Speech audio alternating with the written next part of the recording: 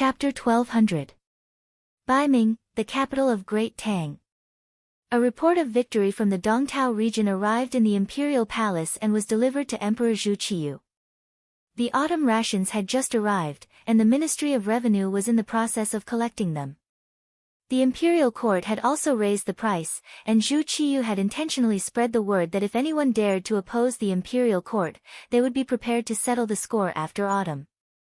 Just when Zhu Qiyu was breathing a sigh of relief and thinking that it wouldn't be long before he could send his army to the plains and display the glory of Baiming, the report of victory made his already good mood even better. Su Yozhen, who had long since received Yang Qindong's orders, had also walked into the imperial court. In truth, it wasn't just Su Yozhen. Some of the officials who had been bribed by Sun Guang's silver had also submitted memorials. The general idea was that Sun Guang was a pillar of the country and that the imperial court had to put him in an important position and promote him. Good, good, good. A general who can fight should be promoted. Ha, who says that our Baiming doesn't have a general? Look at the report from our beloved Minister Sun Guang.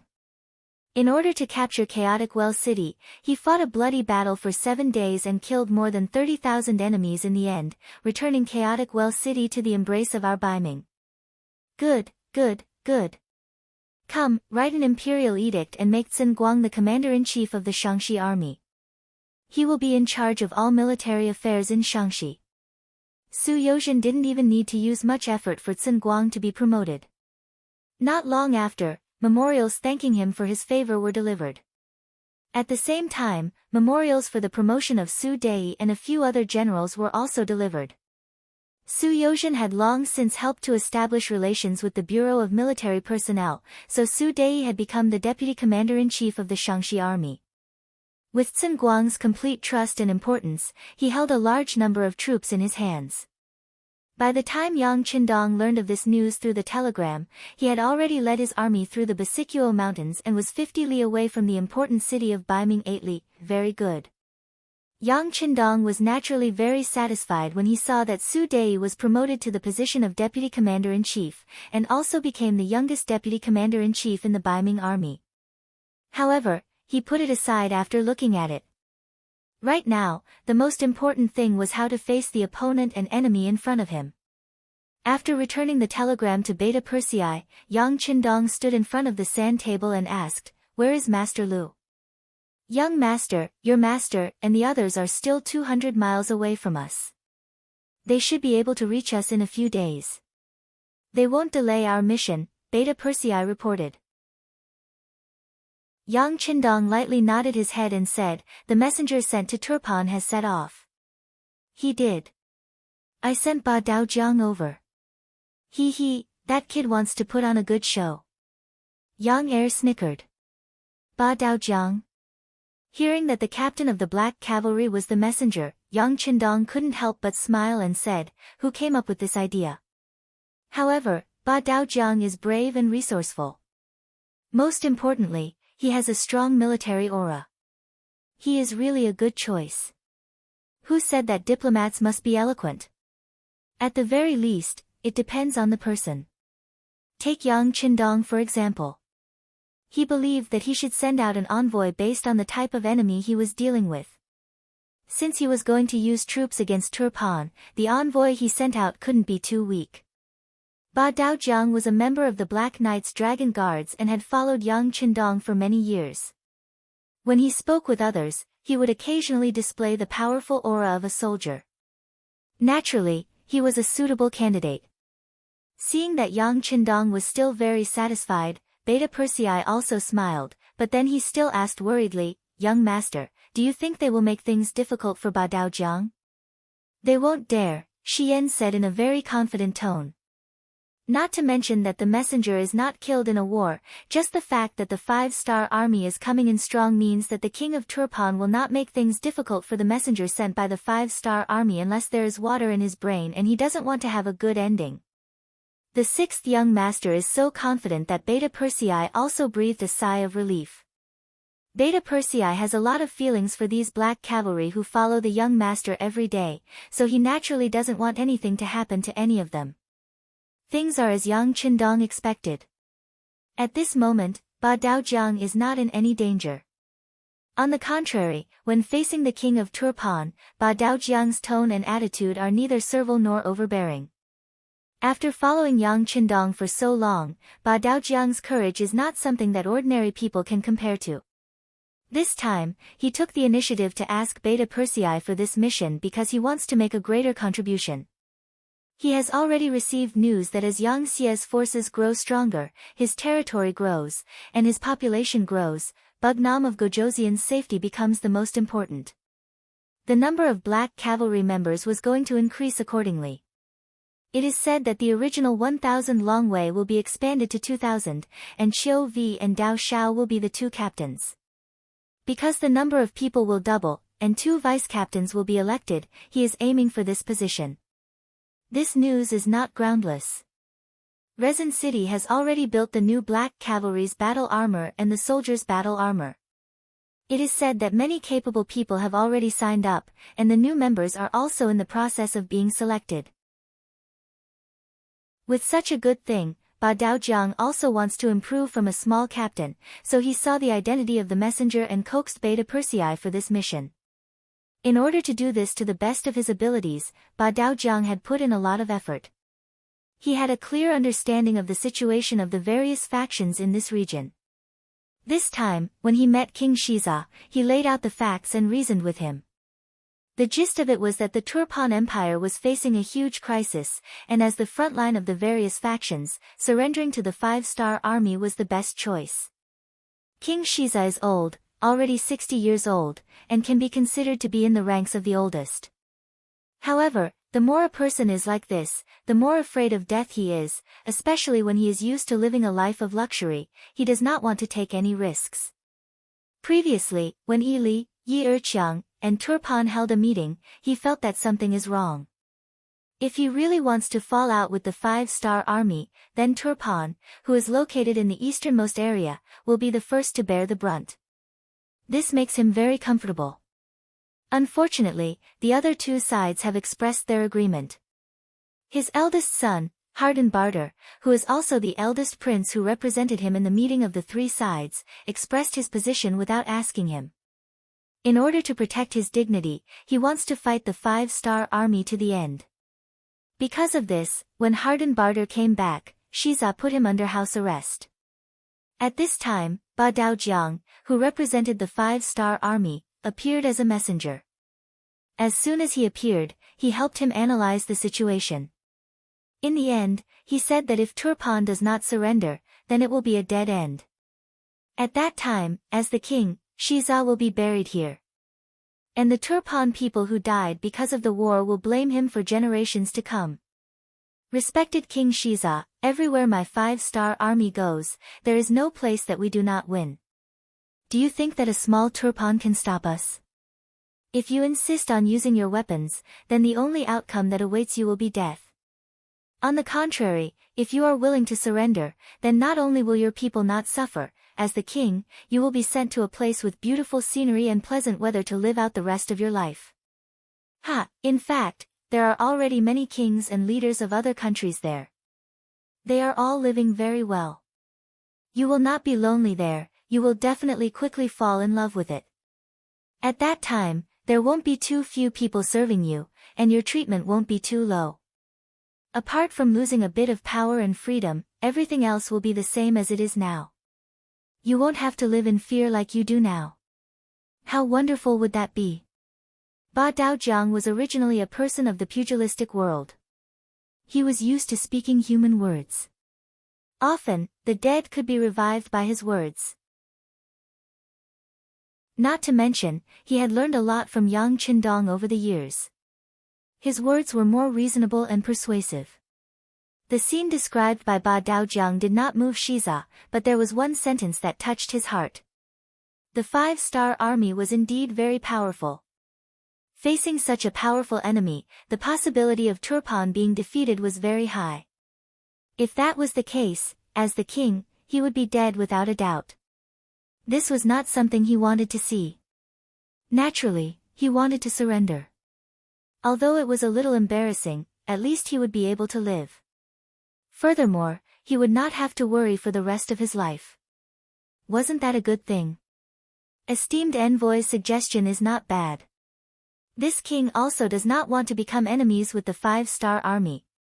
However, the situation in my country is a little different. The eldest prince and some of the important generals in the army do not seem to agree and insist on fighting with the 5-star army. Shiza said with a slightly ugly expression. As he grew older, the eldest prince had slowly matured. He also had the ability to counterattack and the right to speak. In particular, the eldest prince and a few of the important generals in the army were like-minded. This made Shiza quite wary. This was also why even though the eldest prince had violated the decree, Shiza could only confine him at home. He could not even lock him up in prison.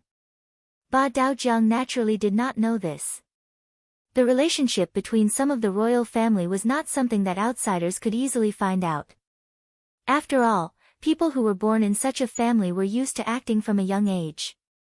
How many of them were sincere in what they said? It was extremely difficult to grasp the true thoughts of these people. Because he did not know, Ba Daojiang thought that Shiza's words were an excuse. A look of disdain appeared in his eyes as he asked, "What?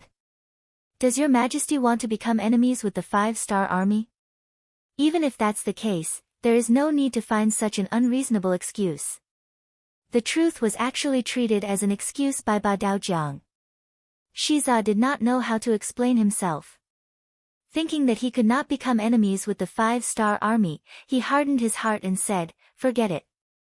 This king will express his attitude here. I do not want to become enemies with the 5-star army. Therefore, I choose to surrender."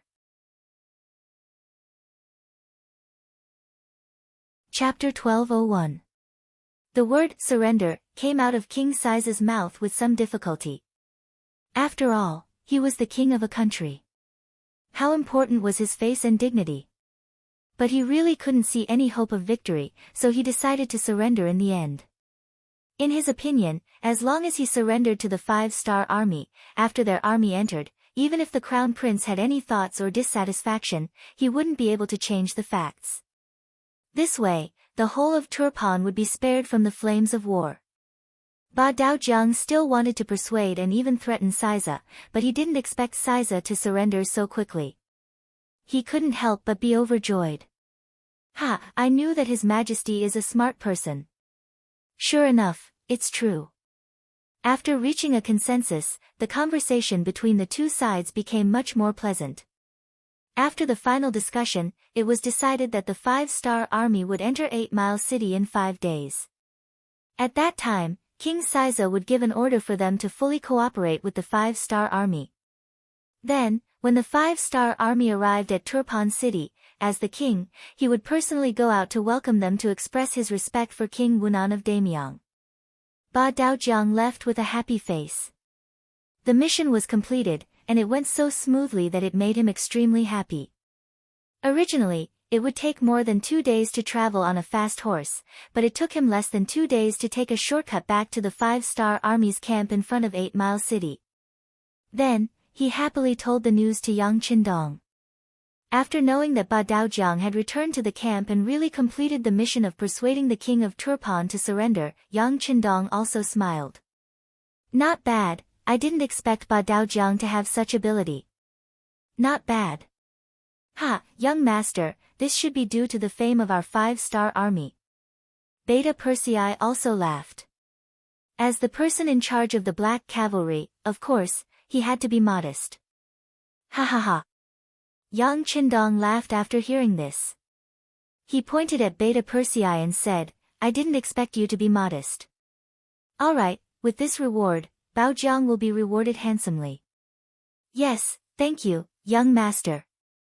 Beta Persei quickly saluted and laughed. Things went unexpectedly smoothly. The 5-star army began to prepare to enter the city. Since the king of a country had made a promise and even wrote an imperial edict to Badaojiang, no one doubted it. After all, if there was a mistake, Siza, as the king, would be labeled as a lowly person. This was a very shameful thing for the king of a country. Even if he won the war, no one would trust him. But what if Siza was no longer the king? Then wouldn't this imperial edict be nullified as well? Turpan's capital, Turpan City, the first prince's residence. Two tall and strong men were discussing something with a young man in the secret chamber of the prince's mansion. The young man had an extraordinary temperament, especially when he raised his hands and stamped his feet. He always gave people a very noble feeling. He was the first prince of Turpan, Hardenbarter. It must be said that Hardenbarter was a very capable person. In history, the rise of Turpan began from his generation. Later, after the famous Prime Minister Arip died because of old age, Hardenbarter, who inherited the throne, took the opportunity to rise. In the end, his grandson unified the entire Yilianli region, turning the three forces into one. This was also the predecessor of the modern Xinjiang. Of course, such a person in history would not be willing to submit to the five-star army. As a prince, and the future leader of Turpan, Hardenbarter advocated to go to war with the five-star army during the Three Kingdoms Conference, which caused his father to be angry. Hardenbarter translated it into Chinese. The general idea was that he was resolute and heroic. How could such a person be willing to be grounded at home? Just like now, on the surface, he was not allowed to go out, but the two most important generals in the army took the initiative to come to his door. The two men sitting opposite him were the important generals in charge of Turpan. They were called Shuri Gan, meaning storm, and Dai Qin, meaning war general. The reason why the two of them braved the taboo to appear in the first prince's mansion was because of one thing. Their spies in the palace had sent news that King Shiza secretly met with the messenger of the five-star army and reached an agreement to surrender. Since ancient times, whenever a country encountered a crisis, it was usually the generals that stood up. For them, dying on the battlefield seemed to be a kind of mission. Even if they died on the battlefield, it was also a great honor. The two generals were both ambitious people and had contributed to the rise of Turpan in history. How could such a person be willing to become a surrendered general without doing anything? However, they were only generals. Although they controlled a portion of the army, they could not refute the king's words. After thinking for a while, they came to the first prince's mansion. In their opinion, the first prince would definitely be the same as them. He would not surrender to the five-star army so easily. Hardenbarter attached great importance to the arrival of these two important generals. He also learned about his father's decision from his spies in the palace. He was greatly disappointed, but at the same time, he was also thinking of countermeasures. The arrival of these two generals gave him new hope and the determination to go all out. In the secret room, the three of them sat cross-legged. Without any moving opening words, Hardenbarter expressed his will. Generals, although Turpan is not as powerful as the five-star army, it is impossible for us to surrender without doing anything. I also know that the two of you are courageous people, and I also know why you are here.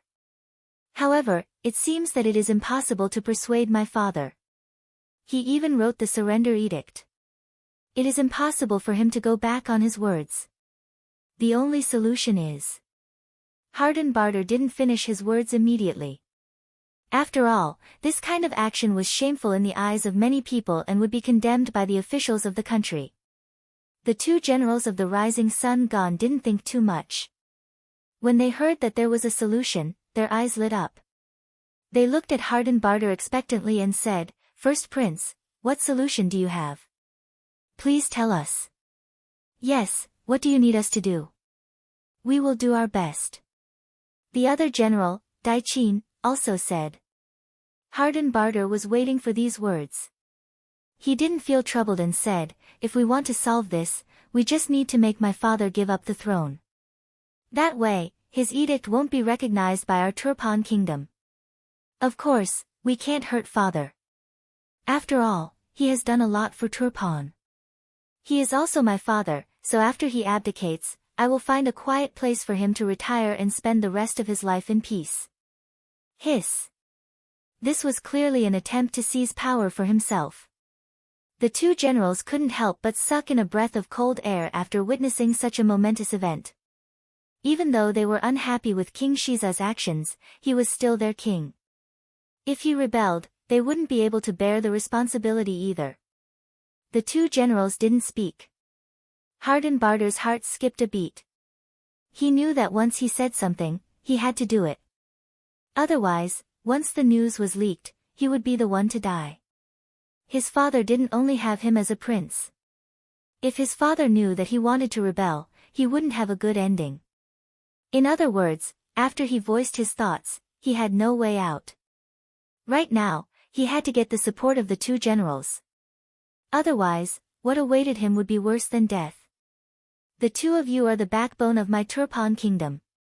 All these years, the reason why the kingdom has been able to stabilize and the people have been able to live in peace is completely inseparable from your efforts. But now, someone is about to destroy this achievement. Are you going to just let it happen? Do you really want the people of Turpan to be slaves?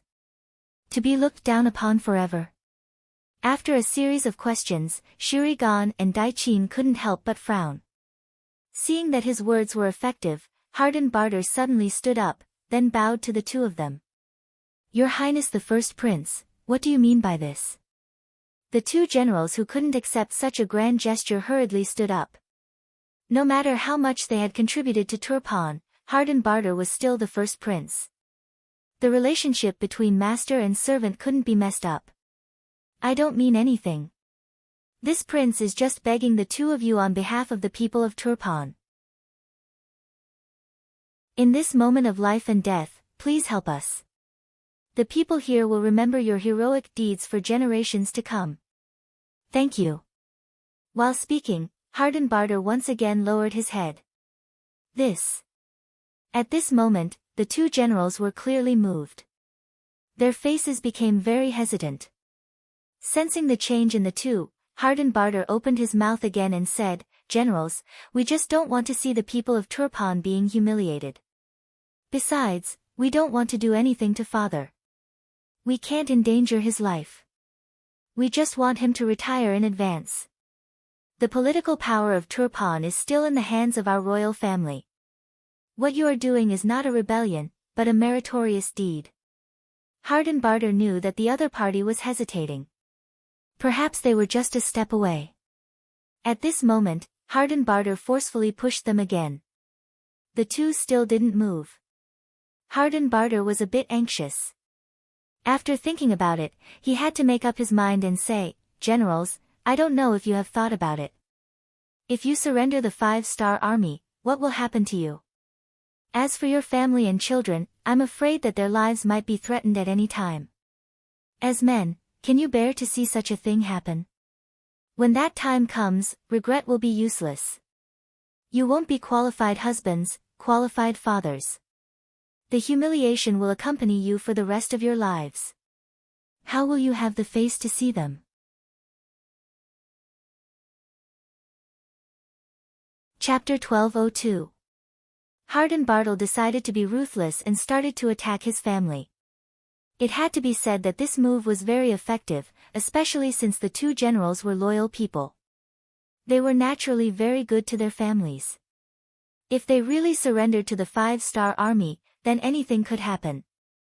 As men, they couldn't even guarantee the safety of their family. This was something they couldn't accept. If such a thing really happened, it would be a fate worse than death for them. No. Don't say any more. Shurigan couldn't take it anymore and shouted. I'll follow the first prince, but no matter what, please remember that you can't hurt the old king. Definitely not. Yes, we can't hurt the old king. We are where we are today because of the old king. We can't let him down anymore. General Daiqin also couldn't help but say. Seeing that the two generals finally agreed, Hardenbarter breathed a sigh of relief. A smile appeared on his face as he said, All right, the two generals can rest assured. I assure you that I won't let anyone threaten my father's safety. Next, can you send troops into the palace? You know that the commander's seal is in my father's hands. I can't move a single soldier. That's not a problem. I can move 200 soldiers. Since they were going to submit to the first prince, they naturally had to show their strength. Shurigan expressed his attitude. I can also move 200 soldiers. Also, I can move more than half of the palace's guards in the name of patrolling. This way, our next move will be much smoother. Qing said in the same tone. Okay. With the two of you, we can succeed. However, there is one more thing. Imperial Father promised the envoy from the 5-star army that he would open the city gates to welcome them in 5 days. If that's the case, once they are allowed to enter, I'm afraid that it would be impossible for us to stop them. Tomorrow is the date of the 5-day agreement. Can the two generals see if anyone can go there in advance? This was what Hardenbarter was truly concerned about. Once the main gate was occupied, the Turpan kingdom would enter a passive state in the following battles. Knowing that this was a serious matter, the two generals looked at each other. In the end, Shurigan stepped forward and said, "If that's the case, I'll bring some men over. The general guarding the city is my subordinate. He should listen to me." Seeing that the rising sun Gon had taken the initiative to take on this important mission, Hardenbarter was naturally overjoyed. "All right, then I'll leave everything to you, General. Your 200 soldiers can also go with you. After all, it's most important to not lose control of the situation." "No need. 8 Mile City has 20,000 soldiers. I won't be able to take it down even if I don't bring 200 soldiers with me. This time, I'm convincing you with reason. I know what I'm doing." Shurigan shook his head. He knew that forcing King Shiza to step down was the most important thing. Otherwise, even if he took control of 8 Mile City, he would be labeled as a traitor. Then he would have no way out. The matter was decided just like that. After Shurigan left the first prince's residence, he quickly rode his horse and only brought 2 soldiers to 8 Mile City. His time was limited. After all, he had to get there before dawn. Otherwise, some things would be unstoppable. The first prince and General Qing stayed behind. After some discussion, they decided to take down the palace at 3 in the morning. That was when people entered a deep sleep. It was also when people's guard was at its lowest. Whether it was King Shiza of Turpan or the spies that Yang Xia arranged in Turpan, none of them knew about this. No one believed that a rebellion was about to happen. No one doubted that someone actually dared to do this. To outsiders, both Shurigan and Qing were personally promoted by King Shiza. How could a dog bite its master? At night, the weather at the end of September was already a bit cold. The palace guards who were in charge of patrolling the palace had already entered a half-asleep state. After Qing used the reason of patrolling to take away half of the palace guards, the entire palace's defense level dropped to the lowest. There were less than 500 people and most of them were in a muddle-headed state. Especially when it was about to be daybreak, a person's guard was really low. It was also at this moment that black figures flipped over the walls and entered. Like venomous snakes, they moved towards the inner courtyard of the palace without any signs of life. They made their way in layer by layer, getting closer and closer to King Shiza's chambers. "Who is it?" As the large group of black-clothed soldiers entered, their movements finally attracted the attention of the palace guards. Following this shout, an arrow pierced through the air and hit the chest of the person who shouted. The arrow pierced through the heart and died. This arrow was like the order to attack. Countless black shadows shouted and charged forward. They charged towards the palace guards who were completely unprepared and didn't expect this at all. The chaos started. Due to the lack of preparation and the fact that their forces were evenly matched, they quickly broke through one line of defense after another and got closer and closer to the king's palace. Such a large commotion had already woken up King Shiza, who was sleeping. When he heard from the guards that a group of people had surrounded the palace and were getting closer and closer to him, Shiza was so scared that he hid under a dragon table. His whole body trembled as he kept repeating the same sentence, "Don't kill me. Don't kill me." When the sky was bright, 300 of the palace guards were killed, 100 injured, and close to 100 captured. King Shiza, who had fainted from fear, was carried away and placed in a secret place. Under the accompaniment of General Qing, Prince Hardenbarter sat on the throne as he wished. He also received the tiger token and country seal to command the army, confirming the fact that he was the new king of Turpan. Don't lose 8 Mile City. When the sky brightened, the east city gate near the 5-star army's camp was all opened, showing that they were determined to surrender according to the agreement. Advance.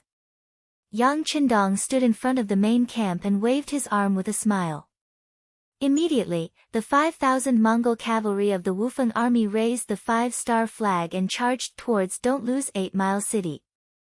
Each and every one of the cavalry was filled with vigor.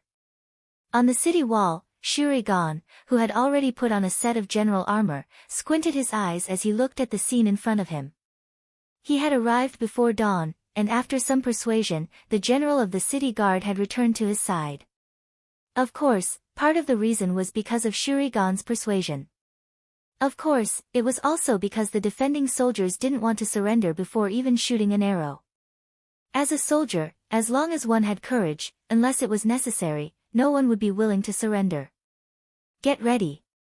Seeing that the vanguard of the 5-star army had arrived at the city gate and were about to enter, Shurigan shouted, "Fire!" So.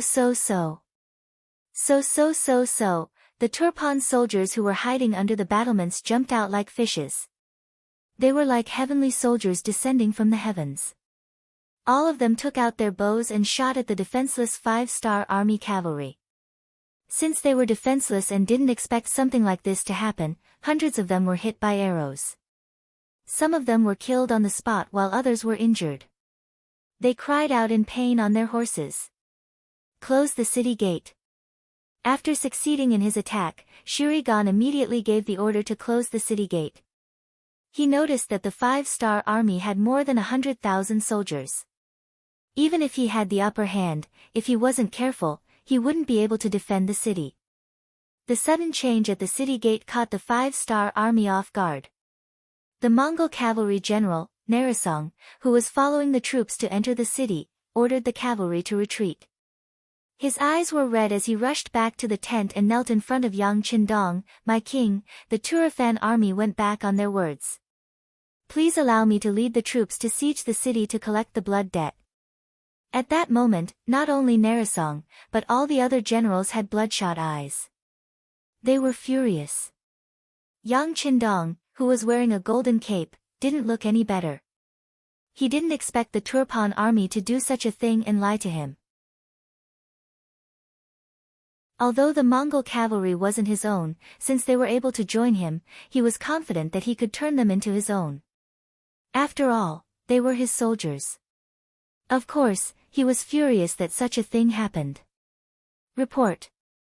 Just as all the generals were furious and were waiting for the order to attack the city, Wang Shan suddenly appeared. He held a telegram from the Turpan Security Bureau and handed it to Yang Qindong. After taking it and glancing through it, Yang Qindong sucked in a cold breath. At the same time, the anger in his heart subsided. He looked at the generals and said, "Let's retreat. Let's go back to the tent for a discussion." Yang Qindong turned around and walked into the tent. At that moment, Badao Jiang, who was wearing the black cavalry uniform, was kneeling on the ground. Kneeling with him were Qiu Vi, Dao Shao, Peng Yu, and a few other captains. It was obvious that they had seen how the Turpan army went back on their words and even used the chance to injure the Mongol cavalry. Thinking back to how confident he was when he had completed the mission, Badao Jiang was here to ask for forgiveness. The rest of the people were tied up so that the 6th young master could deal with them leniently. "Get up. This isn't your fault. Badao Jiang, you've completed your mission well." Yang Qindong walked in front of the crowd and stopped. After he finished speaking, he walked into the big tent. If it was before he saw the telegram, Yang Qindong might have been furious. However, now that he knew what had happened, he wouldn't make things difficult for Badao Jiang. Speaking of which, he didn't expect such a thing to happen.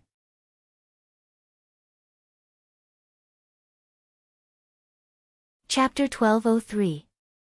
That's right, it was recorded in the telegram that Prince Harden Barter had suddenly declared himself king and replaced King Shiza. He had also announced to all of his subjects and commoners that from today onwards, Turpan would declare war on the 5-star army. When this sudden news came out, the intelligence department immediately started to investigate the reason. They didn't want to send a telegram to Wu Nanking without any head or tail. Because of this, they were a little late, which caused the loss of the Mongolian cavalry. However, Yang Qindong could not blame them. After all, the news needed to be confirmed and they needed to find out the reason. It was normal for them to report it in the evening. Moreover, he did not expect such a thing to happen in Turpan either. After returning to the tent, he looked at the contents of the telegram. Hardenbarter had actually used force to open the gates of the royal palace and seized power. At the same time, he was shocked and blamed himself. How could a kingdom surrender so easily without even firing an arrow? He had actually believed it. Looks like I was too careless. Things went too smoothly and I became too arrogant. I have to pay attention to this in the future. While Yang Qindong was reflecting on his actions, the other generals had also entered the tent. After everyone stood still, they looked at Yang Qindong expectantly, waiting for him to give the order to attack. Yang Qindong suddenly stood up and bowed 90 degrees to everyone as he said sincerely, "Everyone, this time this king was wrong. I'm sorry." This sudden apology scared the generals so much that they were dumbfounded. Following this, they all knelt on the ground and cried out, "Your Majesty, please take back your apology. We can't accept it, we can't accept it." It was no wonder that these generals, who killed people without blinking and would not even tremble in the face of an enemy's army, were afraid. In ancient times, how could an emperor apologize to his subjects? This was the special nature of feudal hierarchy. Even if the emperor had made a mistake, it was already a great thing to be able to issue an edict of self-reproach. Who knew how long he would be praised for this? Not to mention, Yang Qindong had bowed and apologized. His sincerity was even more evident. Even Beta Persei, who was standing on the side, was shocked for a moment and also knelt on the ground. Yang Qindong was now their king, their master. Where was the logic of a master apologizing to a servant? This was unheard of. Among the generals, Narisong knelt on the ground with tears in his eyes. He was indeed angry just now. Of course, he was not angry at Yang Qindong, nor did he dare to be angry at Yang Qindong. He was angry because Turpan went back on their words. He only wanted one thing, to attack the city and avenge their brothers who had died. Narisong Qindong, at this moment, Narisong Qindong, Narisong's his heart. With such a king, even if Narisong Qindong died in the charge, he could close his eyes in happiness. Yang Qindong sincerely apologized. In the modern army, if the commander of an army did something wrong, he would also have to write a reflection. If the matter was serious, he would also have to publicly apologize. This was something that Narisong Qindong was used to. He never thought that this move would cause such a big reaction from everyone. Yang Qindong sighed. After lamenting the different environments and different concepts under different systems, he had no choice but to sit back down on the chair. Then, he raised his right hand. "All right, everyone, get up." When the generals heard this, they quietly raised their heads. When they saw that Yang Qindong had returned to his chair, they all let out a long sigh and got up from the ground. But at this moment, everyone lowered their heads. In their opinion, if the king admitted his mistake, could it be that they were not in the wrong? Why didn't anyone question the authenticity of Turpan's surrender before? Were they too careless and arrogant? As if reading everyone's thoughts, Yang Qindong handed the telegram to Beta Persei beside him. "Show it to the generals and they'll know what's going on." The telegram contained detailed information and the reason for the attack this time, which was better than Yang Qindong's explanation in 100 sentences. Sure enough, after the generals read it, they all showed a look of realization. Obviously, in their opinion, it was very difficult for a mutiny to happen. And now that it happened, they could only blame their bad luck. Now that everyone knows the reason, let's talk about your opinions. After the telegram was passed around and returned to Yang Qindong's hands, he looked at the generals and asked aloud. After knowing the cause and effect, the generals quickly made a decision in their hearts. Immediately, the 1st Cavalry Division's division commander Tian, who was the first to stand up. Teacher, in my opinion, since their new king has declared war on us, then we don't have to be polite. We'll just send our troops to fight. Our 1st Division is willing to be the vanguard and take down as many as possible to avenge our dead comrades. Tian, who took the initiative to ask for battle, but in the eyes of the other generals, they were unwilling to comply.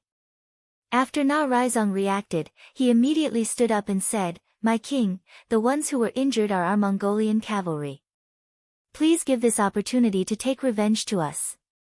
6th young master, please give the mission to our new army. I promise to take it down in 3 days at the latest."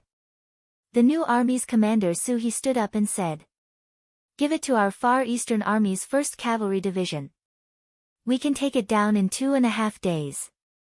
Division Commander Dai Qua also stood up and said, "Give it to us." In an instant, all the generals stood up and requested to be the vanguard. They wanted to take down 8 Mile and avenge their dead comrades. What was the morale of an army? This was the morale of an army. When everyone requested to be the vanguard, this kind of morale reached its peak. Once someone was allowed to be the vanguard, they would definitely give 100% of their effort and perform 120% of their best. At this time, if Yang Qindong gave the order, the siege would definitely be twice the result with half the effort. But, however, Yang Qindong still shook his head. Not for anything else, but he was very clear about one thing. This time, he brought all the cavalrymen. If he let the cavalrymen attack the city, not only would the effect be worse, the losses would also be greater. This was not what he wanted to see. However, he couldn't use the cavalrymen. 8 Mile City had to be taken down no matter what. Just based on the fact that the enemy suddenly attacked and killed nearly 1,000 of his cavalrymen, he had to take revenge. Otherwise, how could he face his generals and intimidate the enemy? Beta Persei, when will the 4th Master Lu arrive? Yang Qindong asked Beta Persei, who was beside him. Beta Persei was still thinking about which army the young master would send out when he suddenly heard this question. He was stunned for a moment, but he still instinctively replied, "The 4th Master Lu is transporting supplies at the back. They will only arrive at the camp tomorrow morning. Then we will wait for the 4th Master Lu to arrive. This time, I want to let them know what is the meaning of blood for blood. I want to let them know what kind of serious consequences they will face if they dare to set a trap for our 5-star army." Yang Qindong's voice was sonorous and powerful as he spoke. Under normal circumstances, Yang Qindong wouldn't do anything to ordinary people. Even if he didn't like this race very much, once they were conquered by him, they would become his people. There was no problem in protecting them a little. However, this time, Turpan's actions angered him. He decided to use artillery to attack the city tomorrow. When the time came, whether it was soldiers or civilians, they would all be baptized by artillery fire. This method was indeed somewhat heavenly, but these people weren't Han civilians. If they wanted to blame someone, they could only blame their new king, Harden Barter. Yang Qindong didn't agree to any of the general's requests. Instead, he wanted to wait for the 4th Master Lu to arrive before starting the battle. This made everyone somewhat dissatisfied, but at the same time, they couldn't say anything. After all, who could compete with the cold vanguard army in a siege battle? Of course, it wasn't that no one had any opinions about this. For example, the commander of the Far Eastern Army's 1st Cavalry Division, Dai Qua, was somewhat puzzled. He had joined the Far Eastern Army when it was formed and had always been working under Chen Bo. Because of his exceptional strength and intelligence, he was promoted as an exception. This kind of person was somewhat arrogant. In addition, he didn't know much about the 5-star army, especially the cold vanguard army, which was why he was dissatisfied. However, seeing that no one objected, he thought to himself, "All right, then let's see how this 4th Master Lu performs tomorrow. If they can't do it, I will definitely stand out and fight this battle well. This will also make the Far Eastern Army famous." Yang Qindong didn't know what Dai Qua was thinking. Even if he knew, he wouldn't care too much. He had absolute confidence in the fourth master Lu. Don't lose 8 Mile City. After a wave of arrows killed nearly 1,000 enemies, the 5-star army retreated. Shuri Gan's expression didn't relax. Instead, he became even more nervous. He ordered the soldiers to go up the city walls and prepare kerosene, pillows, and boulders. He was waiting for the 5-star army to attack the city. He only had 20,000 soldiers, so he didn't have much confidence. He only hoped that the new king, Hardenbarter, would be able to bring his troops over as soon as possible. On the city walls, all of the Turpan soldiers were waiting. Many of them were so nervous that they were covered in cold sweat. However, in the 5-star army's camp 5 miles away, it was a relaxed scene. The cooks were cooking. Smoke curled up into the air, and the aroma of the meat filled the eyes of many soldiers with satisfaction. Just now, the higher-ups had sent down an order for everyone to rest for a day and prepare to attack tomorrow afternoon. At that time, it wouldn't be easy for everyone to eat in such a relaxed and defenseless place. This was the calm before the storm.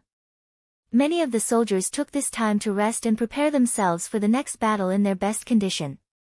The 5 astral armies suddenly stopped attacking. This was out of Rising Sun Gon's expectations. Even when night fell, there was still no movement from the other side. Finally, he could not help but write a letter and send it back to Tulyafan City to deliver to the new king.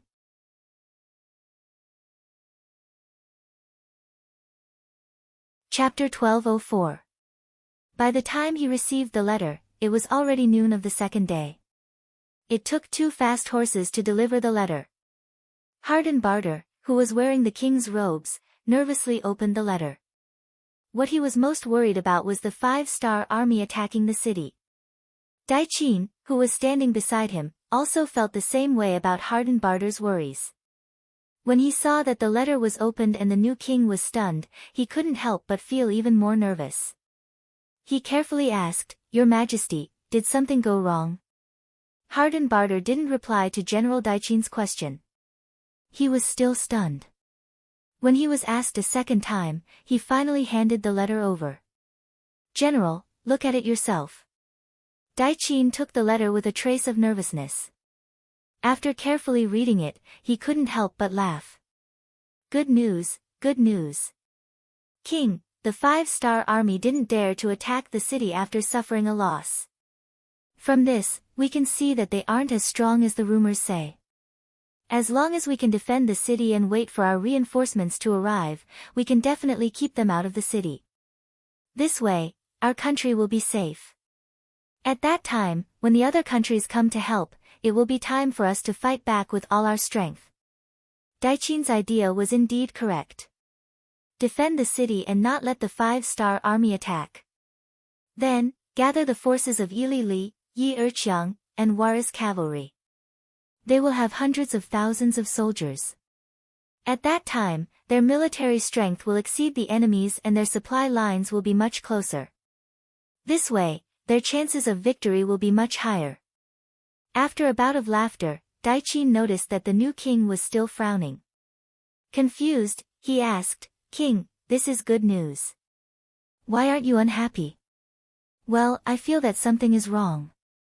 How can the 5-star army, which is able to defeat the great Ming dynasty and even the cavalry of the grassland, who are the best at fighting, be so weak?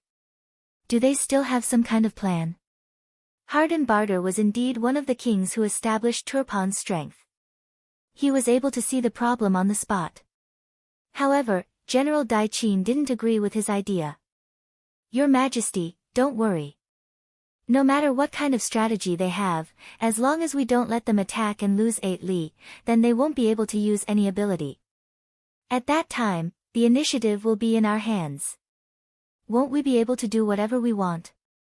"Of course, if your Majesty is worried, I am willing to immediately rush to your aid." Hearing that Qing was willing to send reinforcements now, Hardenbarter's face looked much better. "Okay, then I'll have to trouble you. But we only prepared 30,000 soldiers, is that enough?" "That's enough. 30,000 plus the 20,000 defending the city." That's a total of 50,000 soldiers. That's enough to last for 10 days to half a month, or even longer. At that time, the reinforcements from other countries will arrive as well. There won't be a problem. Qing said confidently. These words gave Hardenbarter a lot of confidence. He nodded happily and said, "All right, then this king will give you the tiger seal. General, don't worry, this king will immediately urge the other countries to send reinforcements. Your Majesty, I will go and prepare now. We will be able to lead the troops out in the afternoon," Qing said excitedly. However, he didn't know what kind of opponent he was about to face. What he didn't know even more was that right now, Li was about to face hell on earth. Yesterday, Yang Qindong gave the order that when the 4th Division arrived, they would immediately attack. When the order was given out, Ling Daqiang, who was escorting the supplies at the back, felt like grass had grown in his heart. He couldn't wait to get to Li's city walls. "Come, call the regimental commanders for a meeting." Ling Daqiang, who couldn't suppress the excitement in his heart, finally couldn't hold it in anymore and called for the 4 regimental commanders. Very quickly, the 1st Regiment Commander Gao Xiang, the 2nd Regiment Commander He Wen, the 3rd Regiment Commander Lu Zheng, and the 4th Regiment Commander Yi Xingfeng hurriedly arrived in front of Ling Daqiang. Then, the 4 of them looked at the commander with inquiring eyes. They didn't understand why he called for everyone to gather when they would be able to reach Li's city walls tomorrow. Ling Daqiang didn't immediately speak. Instead, he looked at the 4 regimental commanders. Seeing that they didn't know what was going on, he couldn't help but laugh. "All right, there's no need to guess anymore. I'll tell you now. This is a good thing." As he spoke, Ling Daqiang took out the telegram he just received. The 4 regimental commanders quickly passed it around and read it clearly. Then, the eyes of the 4 regimental commanders all lit up. The 1st Regiment Commander Gao Xiang said without hesitation, "Our 1st Regiment is the main force. This time, it will definitely be our 1st Regiment's turn to shine. Hey, you can't be like this. Every good thing goes to the 1st Regiment first. Our 2nd Regiment isn't satisfied." The 2nd Regiment Commander He Wen immediately expressed his opposition. Then, the other 2 regimental commanders also expressed their opposition. In the end, the task still fell to Ling Daqiang. Commander Ling Daqiang was very clear that this was an extremely important matter. Everyone wanted to get this mission. It was just that he, as a commander, was in a difficult position as to who to send.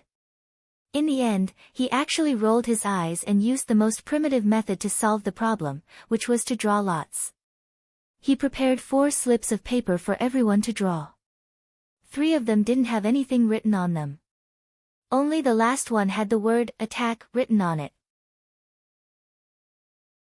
Whoever got the mission would get it. This method was unanimously approved by the 4 regimental commanders. It was fairer to compete with luck. No one could say anything about it. Just like that, after the 4 regimental commanders competed with their luck, the 2nd Regiment Commander He Wen got the slip with the word "attack" written on it. Ha, our 2nd Regiment will be the attack. After opening the slip in his hand, He Wen shouted with joy. The other 3 regimental commanders had dejected expressions. They looked at He Wen with eyes full of envy. "All right, the mission will be given to the 2nd Regiment. But Regiment Commander please remember that your regiment will be escorting 5 100mm mortars at the front of the group. Whether or not you can reach the main camp by noon tomorrow will depend on your ability. If you can't reach on time, the other regimental commanders will be drawing lots. You won't have anything to do. Also, if you don't complete the mission well this time and the landing point is not accurate, the 2nd Regiment won't have anything to do with this kind of mission in the future. Are you willing to accept?"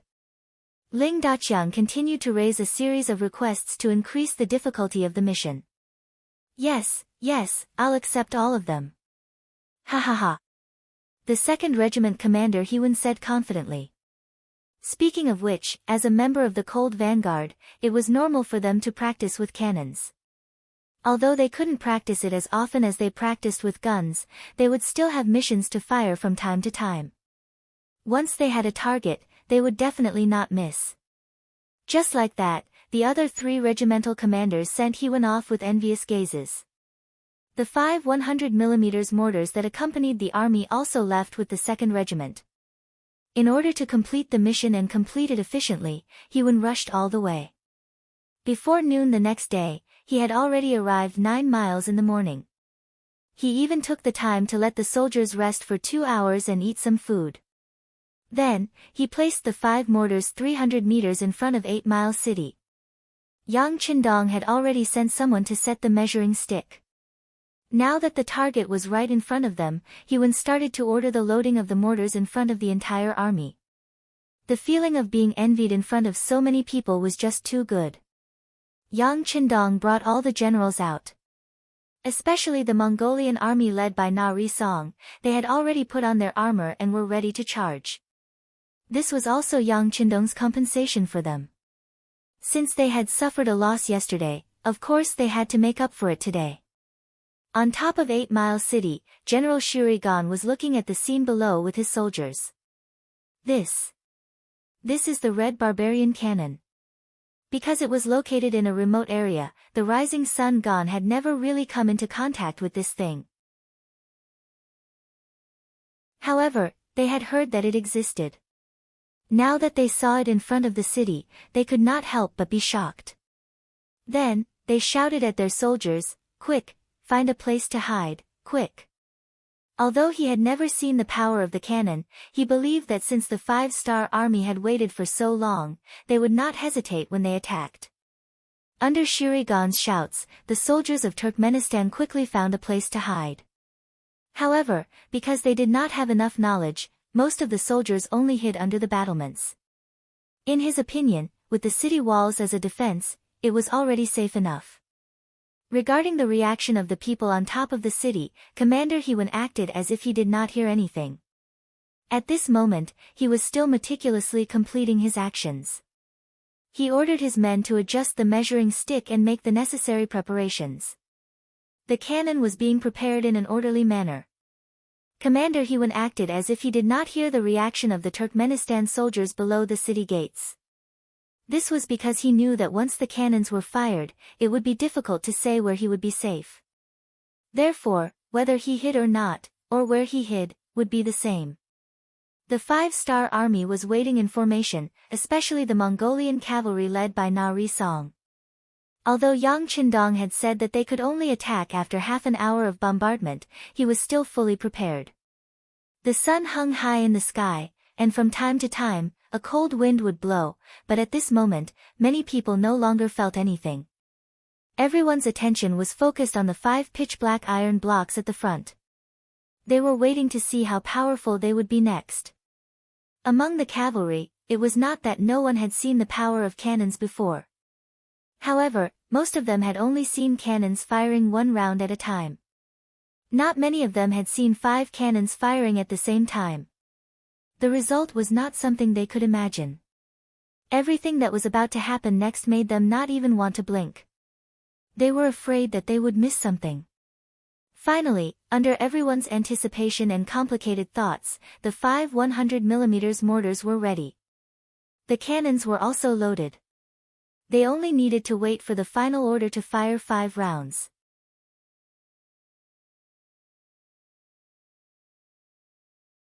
Chapter 1205. Hewan didn't immediately give the order because this was the first time he had to deal with something like this. Although Yang Xia was powerful, his ability to rely on cannonballs was still very weak. The process wasn't up to standard, so out of 10 cannonballs, only 1 or 2 could actually be used. This made them have no choice but to use them sparingly. This was also the reason why cannons weren't widely used until now. It was because the technology wasn't mature enough. Everything depended on a large probability and hard work. It was because of the preciousness of cannonballs that Hewan couldn't help but turn around to look at Yang Qindong. He was waiting for the 6th young master to give the final order. He didn't say anything and only nodded his head, representing Yang Qindong's attitude. Normally, a city with only 50,000 people and 20,000 soldiers didn't need to be so big. However, The shameless sneak attack yesterday made Yang Qindong unhappy. Even if he had to waste some cannonballs, he wanted to make the enemy pay the price. He wanted to tell the world what the consequences of messing with the 5-star army were. After receiving the final order, He Wen's eyes flashed with excitement. He quickly turned around and shouted with a red flag in his hand, "Cannoneers, prepare to fire." "Fire!" He Wen shouted with all his strength, causing the veins on his neck to pop out. Along with this shout, boom boom boom boom boom. The 5 cannons roared at the same time, and a beam of fire shot out from the barrel. With a speed that couldn't be followed by the naked eye, it flew towards 8 Mile City, which was 300 meters away. Under the rumbling sound, it attracted the neighs of war horses. Boom boom boom boom boom. The cannons rumbled, and the 100mm mortars showed their ferocious side, mercilessly attacking the target. They hadn't seen the cannons of the future explode all over the mountain and raze it to the ground. This made the people at that time look like ignorant children. Occasionally, they would see a grenade explode, and they would exclaim in surprise. In the eyes of such people, the power of the 100mm mortar was as terrifying as the nuclear bomb tests of the later generations. This was especially so when the mortar landed below the city wall and instantly blasted a large hole in it. Many people were dumbfounded and revealed looks of disbelief. There were also countless people who kept rubbing their eyes at that moment. They wanted to make sure that what they were seeing was real, or that they had been traveling in a dream. Compared to the shock and doubt of these people, the Turpan soldiers and civilians who were the ones being attacked felt the reality of the situation. When the cannonballs whizzed over their heads or exploded beside them, cries and curses could be heard all over the place. Houses collapsed in an instant, stones flew everywhere, shops burned, and severed limbs suddenly appeared on the streets. When fresh and bloody flesh was thrown everywhere, it was like hell on earth. In the next second, no one knew where the cannonball would land. It was like the sword of Damocles hanging over everyone's head, making them feel nothing but fear. No one knew what would happen in the next second. No one knew if they would still be alive in the next second. In the next second, would he become the target of the explosion and be blown into pieces? The morale of the soldiers and the people began to collapse at that moment. The inside of the city was like hell on earth. Every breath seemed to pass by very slowly. Outside the city, many soldiers of the 5-star army were dumbfounded. Among them were some company commanders, battalion commanders, regiment commanders, and even division commanders. Many of them knew that cannons were very powerful, especially the 5-star army's cannons. They had tried their best to overestimate the power of the cannons, but they could not help but be amazed. The reality was more spectacular and powerful than they had imagined. It could only be said that their imagination still needed to be improved and increased. Because of that, many people were secretly sizing up He Wen's 2nd Regiment, who was still firing the cannons. Many people were also amazed by Bugnam of Gojoseon's strength and power. This was because he was the one who had invented and created these things under his guidance. Fire! He Wen was still waving the little red flag. At that moment, he had entered a half-crazy state. Every time he fired a cannon, his face would turn red. He was immersed in this moment. Enough. Yang Qindong looked at the watch on his wrist. He looked at Beta Persei next to him and said softly. This voice also awakened Beta Persei, who was also in shock. Although he was Yang Qindong's guard, it was rare to see a scene like this. Yes. Beta Persei responded and quickly rode to He Wen's side. He said loudly, "Young master's order is to stop firing." Ah! Ah! Stop loading cannons. He Wen quickly reacted and shouted. Then, he had a distressed look on his face. Looking at the empty cannonball boxes, he wanted to cry but had no tears. This time, they had fired more than 10 cannonballs than planned. These were the treasures of the 4th Division. He really didn't know how the division commander would deal with him if he saw them. The rumbling of the cannonballs finally stopped. Narisatsu, who was half a beat slower, finally reacted. When he looked around, he found that the city gate that was 8 miles away had already flown away. There was not even a shadow of the enemy in sight. He could not help but laugh and then shouted, "Mongolian cavalry, listen to my order. Follow me and kill." After the word kill was spoken, the scimitar was unsheathed. Then, the sound of horse hooves shook the sky. Take advantage of the situation. The Mongolian cavalry's complicated situation had arrived. No one would have thought that just yesterday, the Mongolian cavaliers would be caught off guard and killed by the Mongolian cavaliers. It had only been a day, and their chance for revenge had presented itself. Facing an opponent who also had no ability to resist, they began a massacre that was unique to them. They had long been ordered to attack without mercy. This time, the Mongolian cavalry only faced 20,000 Turpan soldiers who were defending the city. There were also civilians who wanted to resist with sticks and even pots and pans. In short, there was no right or wrong in war, because everything was wrong. Enemies were not absolute either. Those who had weapons were enemies. Nearly 20,000 Mongolian cavaliers charged into the city like ferocious beasts, causing the city that was already covered in blood to become even dimmer. This day was destined to be a day in hell for the soldiers and civilians who were 8 miles away from the city. Yang Qindong rode on his horse as if he did not hear all of this.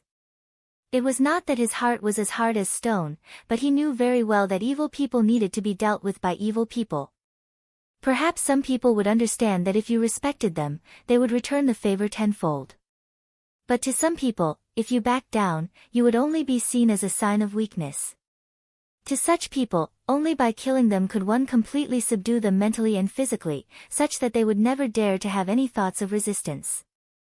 Naturally, this was a way to treat the symptoms but not the root of the problem. But it did not matter.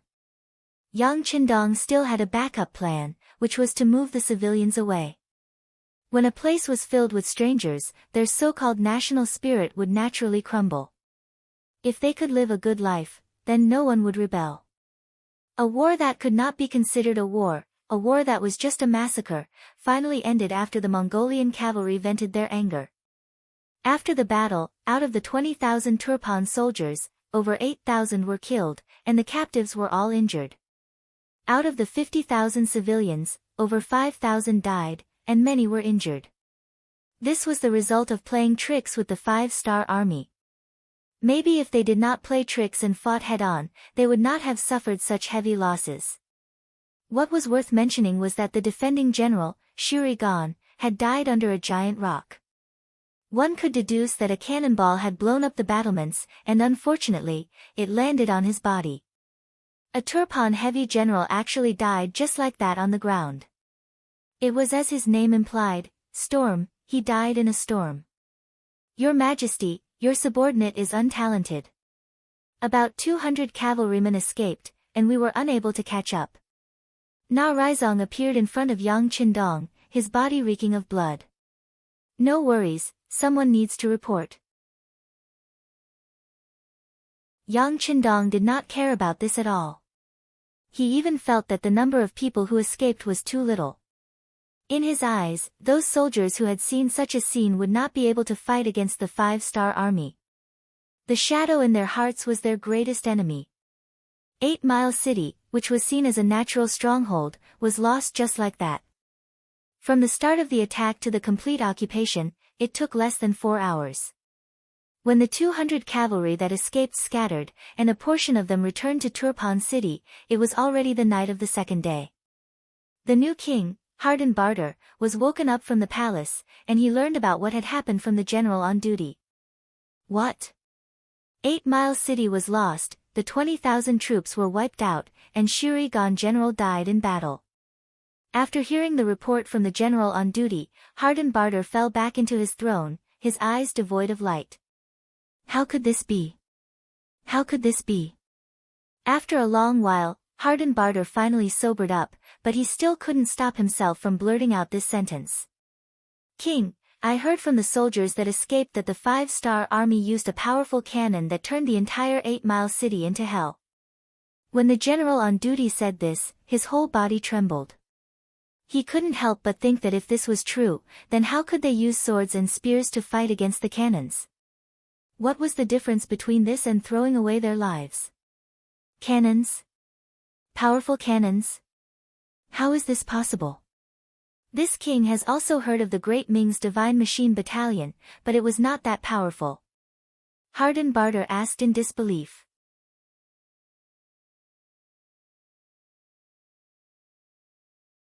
Chapter 1206. But the soldiers who escaped all said so. My king, how should we deal with these people? The general on duty asked carefully. Because he was a general, he knew that if this matter was spread out, it would affect the morale of the army.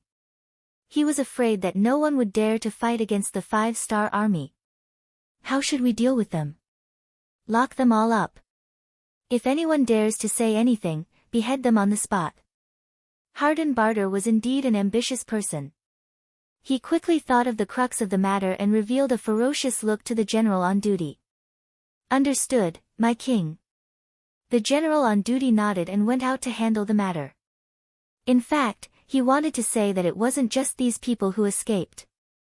There were also some soldiers who ran away who didn't know where. He was afraid that the news couldn't be hidden.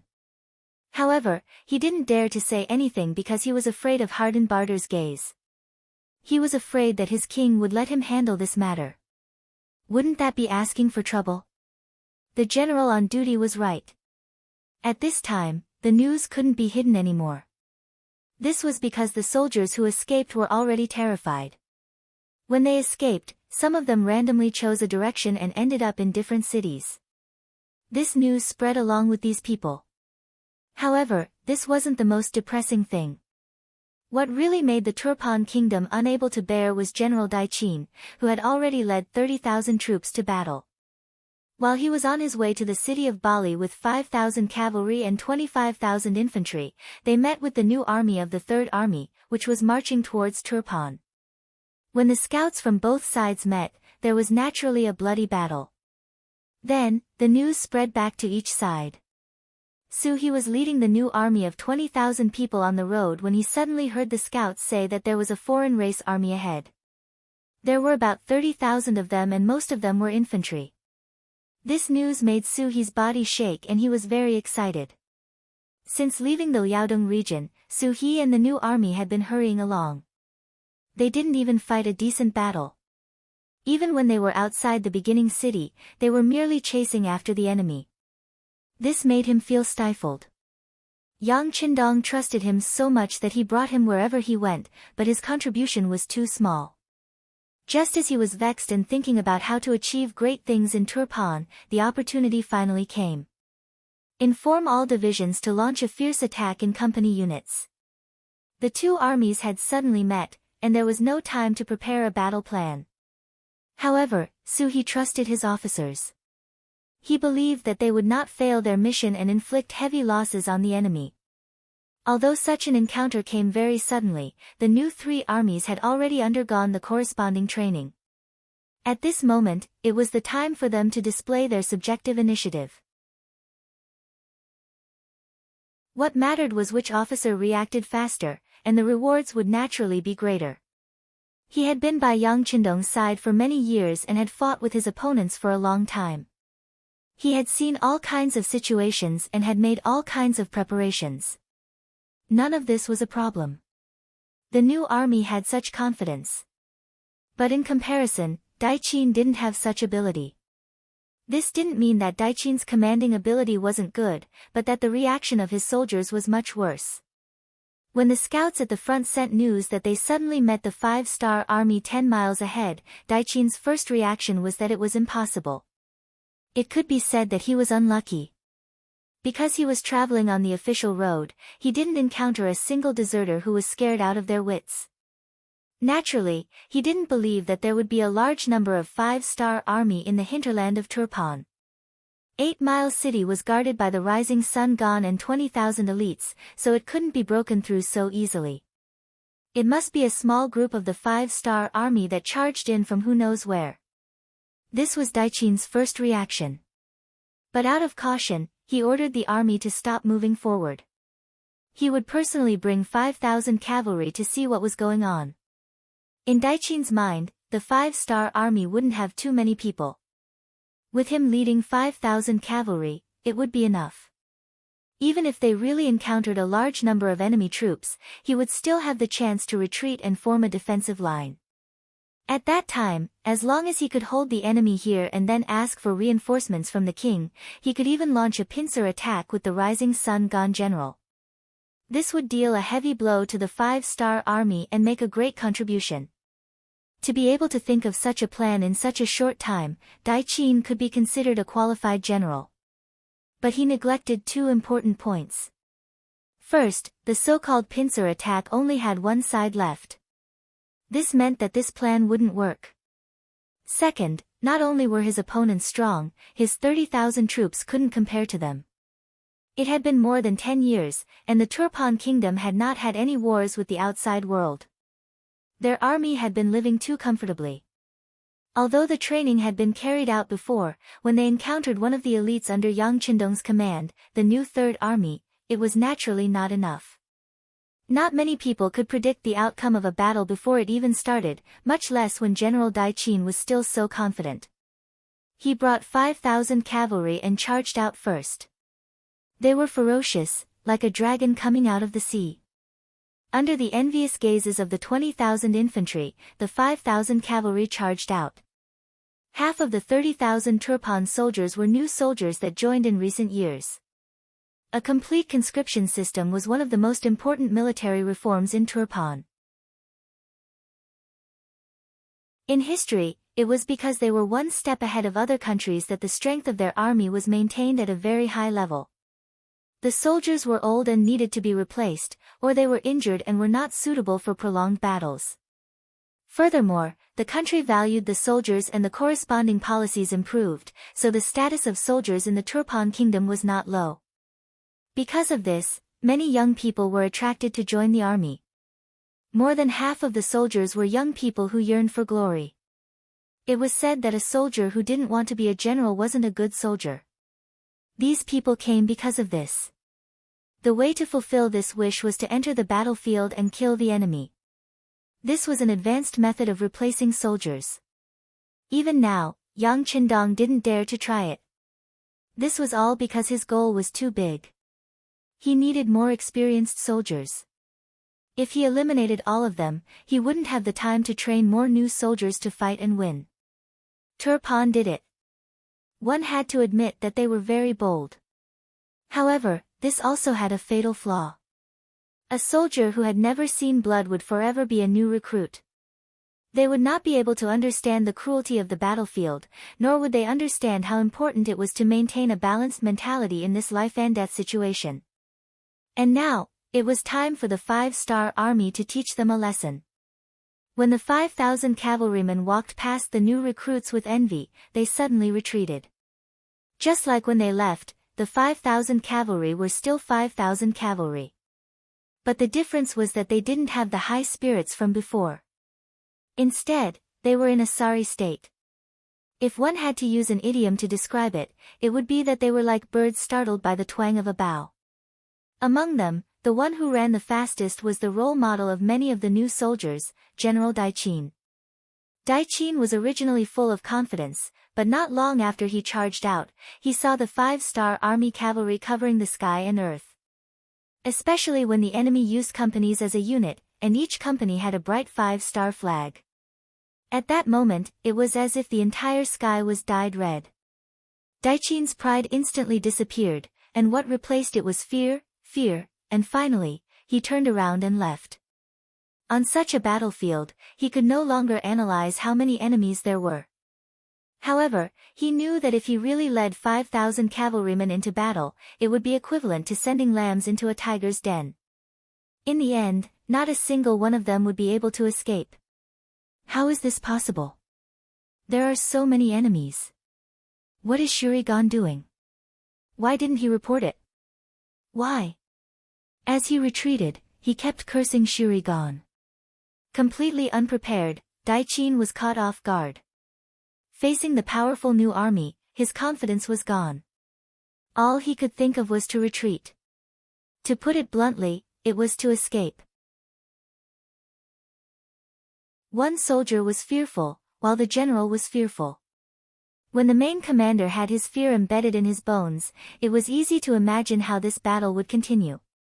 There was no hope of winning this battle. The 5,000 cavalry returning so quickly gave the 25,000 infantry a lot of confusion. Some of the old soldiers who had participated in the war had a bad look on their faces. Experience seemed to have told them the answer. But for the new soldiers who were participating in the war for the first time, they couldn't understand. Some even naively thought, was this General Qing's way of training the soldiers? Was it to test how fast the cavalry was? No matter what kind of thoughts these people had, the truth would tell everyone what had happened. Just as the 5,000 cavalry returned to the infantry camp, behind them, an eye-catching red flag appeared. Then, 10,000 horses galloped, as if Mount Tai was pressing down on them. At first, there was only one flag, then a few flags. But then, more and more red flags appeared. It was as if they suddenly grew in the sky, giving people a feeling that there was no end to them. And these red flags only came from one direction, the direction of the 30,000 Tulu army. Prepare to fight. Set up the formation. Archers, spearmen, step forward. Finally returning to the side of his own army, Qing, whose expression was still uncertain, started to shout out orders. Even though he was frightened by the enemy's formation, but as a general, his responsibility was to command the battle. Even though he knew that the chances of victory were slim, he still had to do it. This was his mission.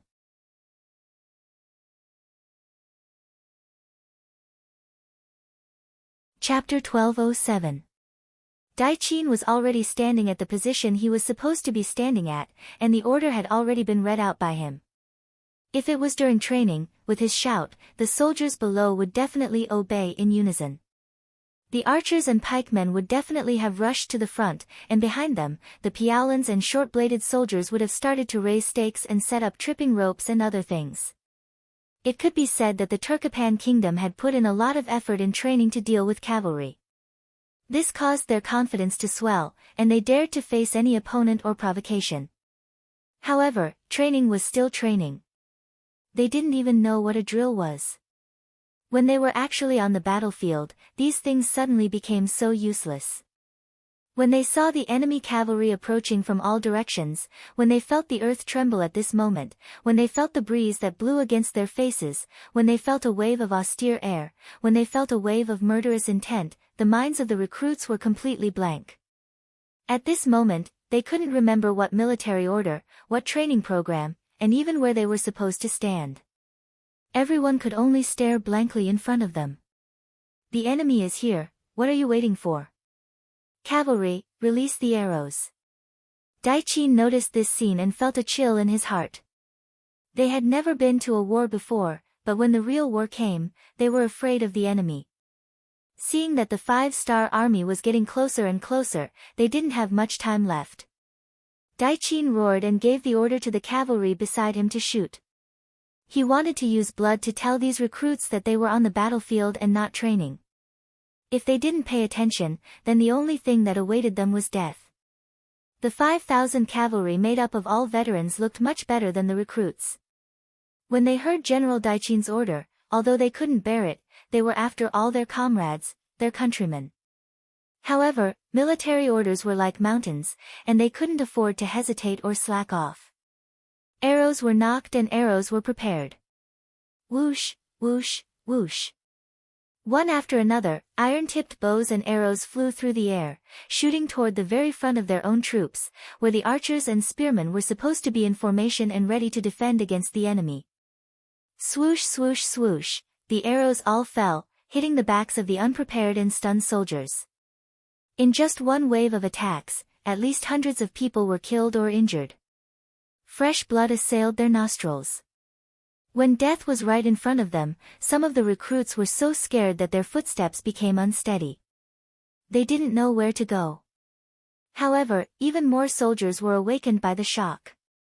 Their thoughts finally returned to reality, and they already knew that they had to pick up their weapons and prepare for battle. Being forced to do so was also a very correct way to deal with it. Instead of seeing blood, one would be afraid of blood. The moment one saw blood, it was easier to arouse the heroic spirit and fighting spirit in one's heart. One had to admit that Dai Qin had made the right bet. At the very least, under his orders, at the cost of losing several hundred people, the enthusiasm of the vanguard army was aroused. They finally knew their duty and what they should do next to avoid more deaths and more bloodshed. 3 miles away, the vanguard of the 5-star army had already entered. The new 3 armies formed by the elites of the various Mongolian races were coming over with an imposing aura. They spurred their horses forward, and as they charged, they held their bows in their hands. Shining arrows were pulled out from their quivers, and they were prepared to shoot from afar. For an army that had just come back from the battlefield of Wanation and had made many contributions, they knew how to perform on the battlefield in order to kill the enemy as much as possible and protect themselves as best as possible. Some tactical actions were like blood was thicker than water, and they had become a habit. Just like right now, they were bending over their horses, minimizing their own targets to ensure that when the enemy's arrows came, the possibility of hitting them would be minimized. The moment they looked ahead with bright eyes, they were like a pack of wolves on the grassland, locking onto their prey. This instinct, along with the countless brushes with death, made many of them instinctively feel the threat of death. What kind of enemy could pose a threat to them and what kind of arrows could hit their positions? When they looked over, they already had a general understanding in their hearts. Therefore, when they saw the performance of the Turpan soldiers, the threat they felt wasn't strong, and could even be said to be weak. The enemy's strength isn't strong, and their morale is low. Take this chance, charge. A company commander at the front, after making a judgment based on his intuition, gave the order to his 100 soldiers. There were many other company commanders like this. Most of them crawled out from piles of corpses. Maybe they couldn't read much, and couldn't speak much, but one had to admit that they had a lot of experience in commanding on the battlefield. A tiger leading a pack of wolves to fight a wolf leading a pack of sheep, this result seemed to have been decided a long time ago. There was a saying in the world about the food chain. What you eat is predetermined a long time ago. Even if there were some miracles, it didn't mean that this principle would be easily changed. Just like now, the 30,000 Turpan soldiers led by Dai Qin couldn't create any miracles. Release the arrows. When the distance between the two sides was less than 200 meters, General Dai Qin on the horse let out an angry roar. Technically, they weren't completely within the range of the arrows, but Dai Qin still gave the order. He was afraid that if the distance was too close, the archers would show their cowardly side again. After the order was given, the 5,000 archers didn't hesitate to release the arrows in their hands. The results of their training finally showed. At least after the order was given, they could execute it. This was already not an easy thing to do.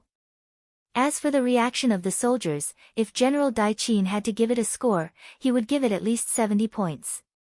5,000 arrows were shot from afar, towards the 5-star army's vanguard cavalry.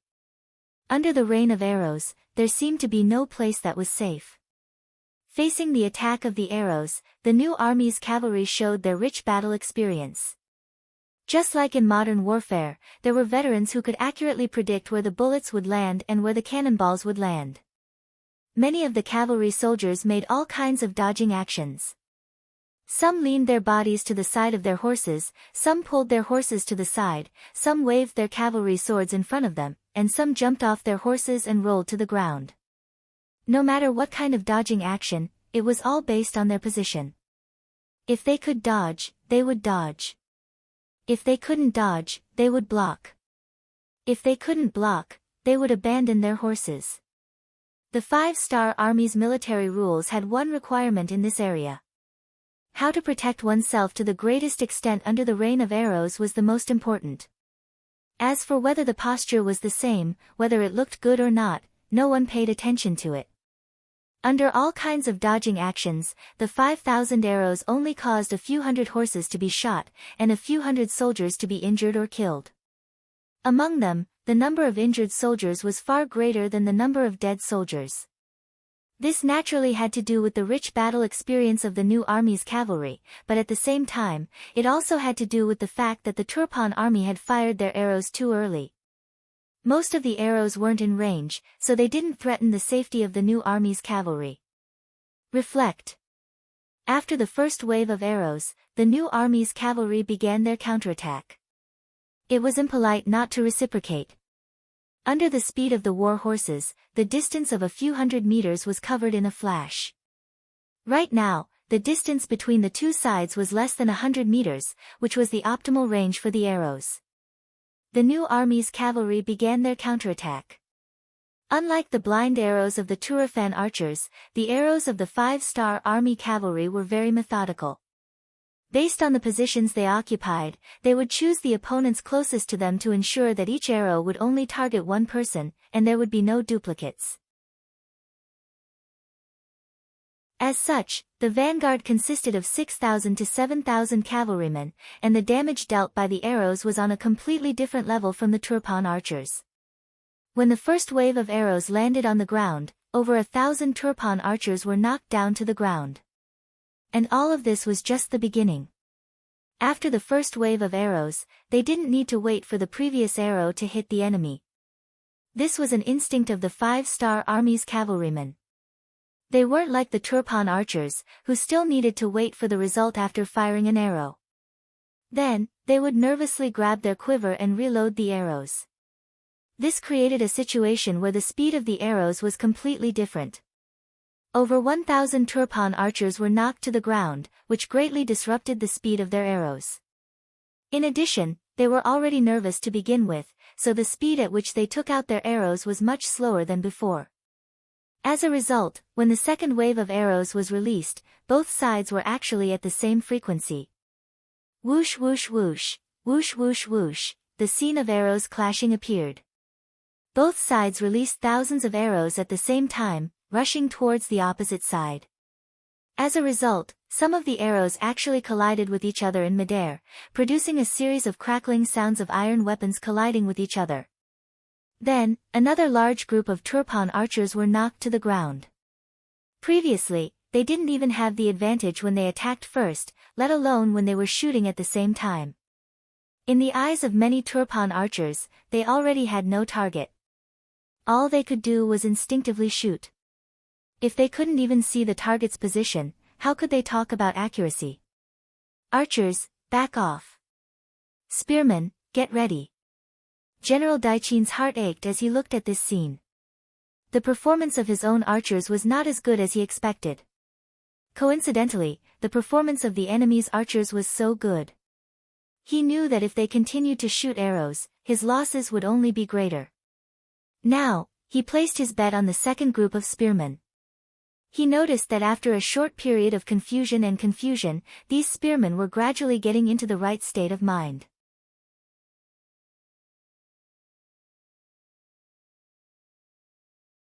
Chapter 1208. The archers began to retreat, while the spearmen began to advance. Their shining spears were like a spear formation, waiting for the cavalry of the 5-star army to charge over and pierce through them, giving them a 10,000 spears piercing the heart. The performance of the spearmen was seen by General Daiqin and he couldn't help but let out a sigh of relief. Luckily, his training wasn't in vain. After a short period of chaos, they started to get into their roles. Now it was time to deal a heavy blow to the 5-star army. Although it wouldn't be a sure win, it would at least result in a heavy blow. Next would be the final battle between the two sides. The outcome of the battle would be 50-50. Daiqin's expression started to return to normal. He wanted to see how the 5-star army would deal with his spear formation. It must be known that even if he brought 5,000 cavalry to charge in, he wouldn't be able to gain any advantage. An inch long, an inch strong. The cavalry wouldn't be able to charge in and would have to face the sharp spears. They would die without a doubt. It's the spearmen, surround them. Daiqin's face was filled with anticipation. The new army's cavalry also discovered the enemy's formation. Then, the company commanders who were in charge of commanding the troops showed disdainful expressions. That's right. Once a warhorse came into contact with a spear, the consequences would be unimaginable. It would be like a lion plunging straight into a well full of thorns. This was also the reason why many armies were used to using spearmen to deal with cavalry. But the new army's cavalry weren't lions. They were humans with intelligence. Seeing that the pikemen had already formed their formation and charging forward would be suicidal, why didn't they circle around them? As the company commanders gave the order to surround the pikemen, the cavalry of the new Third Army suddenly split up from the middle, moving towards the two sides of the Turban infantry that were waiting for them in formation. What? The Five-Star Army's cavalry's response was seen by Qing. His eyes couldn't help but widen. It must be said that surrounding the enemy wasn't a profound battle tactic. The ancient battle formations were mysterious and could be used in any battle. However, when the Five-Star Army was less than 30 meters away from the spear formation, they were still able to change their formation in such an orderly manner. This was not an easy thing to do. The greatest advantage of a cavalry charge was speed. Under extreme speed, the strength of the saber would often be amplified by several times or even 10 times. For example, when the cavalry charged, each swing of their sabers carried a force of a few hundred jin. This was something that could only be achieved when the man and the horse were one. This resulted in many scenes where the heads of the infantrymen would fly to the sky after the cavalry swung their sabers. It was precisely because the speed was too fast that it created a huge flaw, which was that it couldn't change directions at will. At least, it couldn't change directions as freely as it could with two legs. It was precisely because of this that Qing decided to use the pike soldier when the distance between the two sides was relatively close. This was to catch the opponent off guard and prevent the opponent from being able to change his direction in time. With 6,000 archers in front, they were densely packed and blocked the vision of the Five-Star Army's cavalry. This increased the concealment of the pike soldier. Suddenly using the pike soldier would increase the chances of dealing a fatal blow to the enemy. But now, the Five-Star Army's cavalry actually changed their direction so easily. It looked like they were doing it so skillfully. How could General Qing not be shocked? This was the first time the enemy was fighting on the battlefield. Everyone wasn't very clear about the enemy's attacking methods. This made it easier for them to use their trump cards. But looking at the Five-Star Army, it was as if they already knew about the pike soldiers' ambush. What was going on? On this point, one couldn't help but say that Qing's vision was limited. He thought that he was able to lead his troops well. First the archers, then the pike soldiers' sudden appearance would definitely catch the enemy off guard. But what he didn't know was that this tactic had been used by the Japanese army for a long time. As a new army that had fought against the Japanese army and won, they were already used to this tactic. Right now, the Turpan army was just following in the footsteps of the Japanese army. There really wasn't anything new to speak of.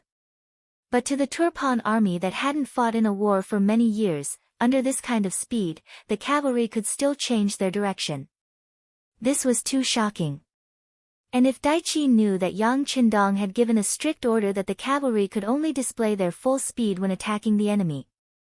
Under other circumstances, they couldn't maintain their full speed and had to be prepared to change their direction at any time, then he wouldn't be so shocked.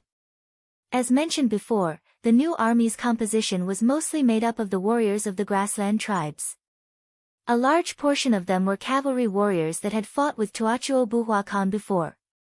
For such experts, changing direction at a distance of 30 meters wasn't difficult at all. Even if it wasn't as easy as eating and drinking, it wasn't much different. The vanguard cavalry of the new army changed their direction and surrounded the Turpan army from both sides. While they were half surrounding the Turpan army, the bows in their hands weren't idle. They shot towards the Turpan army from both sides. The Turpan army's archers had already retreated and returned to their formation. It was impossible to counterattack in a short period of time. This allowed the new army's cavalry to focus on their targets without worrying about being reflected back. Arrows flew through the air, occasionally taking the lives of the Turpan army's soldiers. Among them, most of the soldiers were short-bladed soldiers. Piao Dao soldiers split into two sides and protect the formation. Seeing the soldiers being easily killed by the 5-star army's cavalry, General Daiqin's heart was bleeding. He had no choice but to change the formation again. After the order was given, the short-bladed soldiers outside the formation started to move inwards. The Piao Dao soldiers inside the formation started to move outwards. There was a bit of chaos in between the two sides. Luckily, there were lessons like this during training, so they didn't lose their composure immediately. As the Piao Dao soldiers walked out of the formation, the arrows of the 5-star army's cavalry became powerless. Most of the arrows were blocked by the shields. Once the situation stabilized, General Daiqin let out a sigh of relief. At the same time, he gave another order for the archers to walk out of the formation. He was going to start the counterattack. Infantry had a natural disadvantage against cavalry. On this point, Daiqin had his own understanding. Thus, he didn't feel much pain when he lost 1,000 men. He also believed that once the archers reached the outside and started the counterattack, they would be able to turn the situation around. After all, the 5-star army's vanguard cavalry only had 6,000 to 7,000 men. He had 30,000 troops in his hands. Fuck, if you want to counterattack, I'll give you the chance. My men, follow me and charge. A company commander on the left side of the Turfan army noticed the change in the enemy's formation. He cursed and led his men, who were still alive, to charge.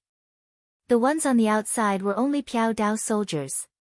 According to the saying, they had a natural disadvantage against cavalry and were completely countered. When faced with the sudden charge of the cavalry, even though there were only a company of 100 men, they still managed to carve out a huge gap, killing over 100 Piao soldiers. This caused the formation of the Turfan army to change again and again, becoming even more chaotic. With an example, the other company commanders realized that this charge was very effective. They all followed suit. More and more companies joined the charge. In a moment, the Turfan army that seemed to have a tight defense started to fall into chaos. What was worse was that before the battle, General Su He had said that the divisions, regiments, and battalions could attack on their own. This meant that all the initiative was handed over to the company commander of the first company. In this way, some companies launched a charge, while some companies continued to launch long-range attacks with their bows and arrows. Such a completely uncoordinated attack made General Daiqin feel a sense of helplessness. If the Piao Dao soldiers retreated, they would face the arrows. If they didn't retreat, they would face the charge of the 5-star army. No matter how he looked at it, it wouldn't solve the problem. In just this moment of hesitation, many of the 5-star army cavalry had already charged into the Turfan army and started a crazy massacre. Some of the Piao Dao soldiers, and archers became their main targets. This also made Daiqin's plan to counterattack fail. It was also at this moment that more and more of the new army cavalry came from afar. They were preparing to join the attack formation.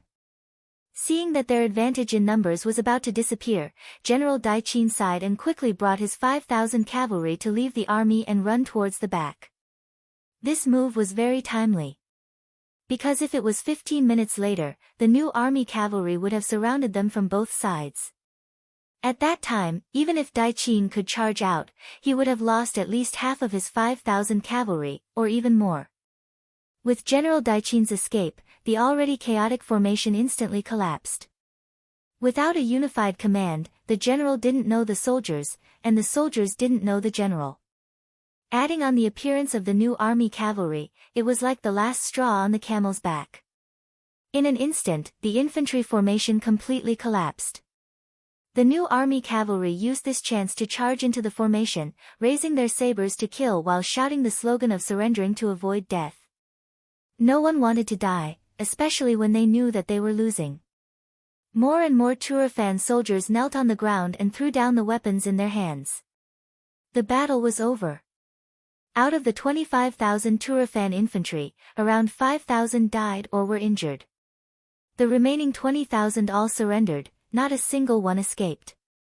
the new army only paid the price of around 1,000 cavalry killed or injured. This great victory made Commander Su He overjoyed, and at the same time, he rewarded the company commander who was the first to launch the attack on the spot. At the same time, this victory was also reported to King Wu Nan, Yang Qindong, who was coming from behind by telegram.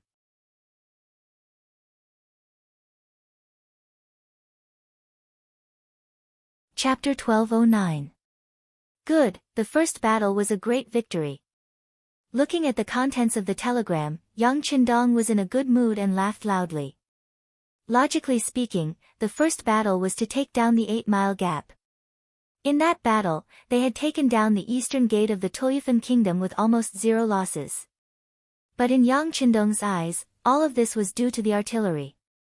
Anyone with such a powerful weapon could achieve such an effect. On the contrary, the new army's first battle, killing 5,000 enemies and capturing 20,000 prisoners, this was the real victory on the battlefield. Announce the contents to the entire army and commend Commander Su He. Yang Qindong said with a laugh as he returned the telegram to Wang Shan. Yes. Wang Shan replied, then turned and left. Beta Persei frowned and asked carefully and worriedly, Young master, won't such a commendation cause dissatisfaction among the other commanders? It's not good for unity. Ha! Yang Qindong waved his hand and said, winning the battle and making great contributions should be rewarded. It's to let the entire army know and put pressure on the other commanders. All of this was intentional by Yang Qindong. He wanted to let the new army win the battle and stimulate the other commanders so that they would also rush to make contributions. Only in this way could he solve the problem in Yilabali as quickly as possible. In Yang Qindong's plan, Yilabali was just one of the tens of thousands of places to be conquered. He couldn't waste too much time in such a place. What he needed to do was to sweep everything with the power of thunder. This not only required his own efforts, but also the joint efforts of the other commanders. Delegating power was what Yang Qindong had to do to achieve his goal. If everything was under his command, he could win 1 battle, win 2 battles. But if power was handed over to the commanders, then small victories would accumulate to great victories, and finally complete the victory in the shortest time and extent. This was what he wanted to see. The telegram was sent very quickly and spread throughout the army in the shortest amount of time. When the telegram was delivered to Major General Tian Hu of the 1st Cavalry Division, a look of surprise flashed across his face. Then, he held the telegram tightly in his hand. Men, inform the 4 commanders to quickly come for a meeting. Tian Hu's voice carried a hint of urgency. Several messengers immediately dispersed in all directions. Merely 2 hours later, the 5th Regiment commander, Gong Feng, who was the furthest away from the center of the army, also rushed over. At this point, the 5 regiment commanders had all gathered. While the 5 regiment commanders were still puzzled, Tian Hu had already taken out the telegram that was full of wrinkles. After the 5 captains looked through them one by one, their expressions were extremely solemn. This time, the new army snatched the first prize, which was completely out of their expectations.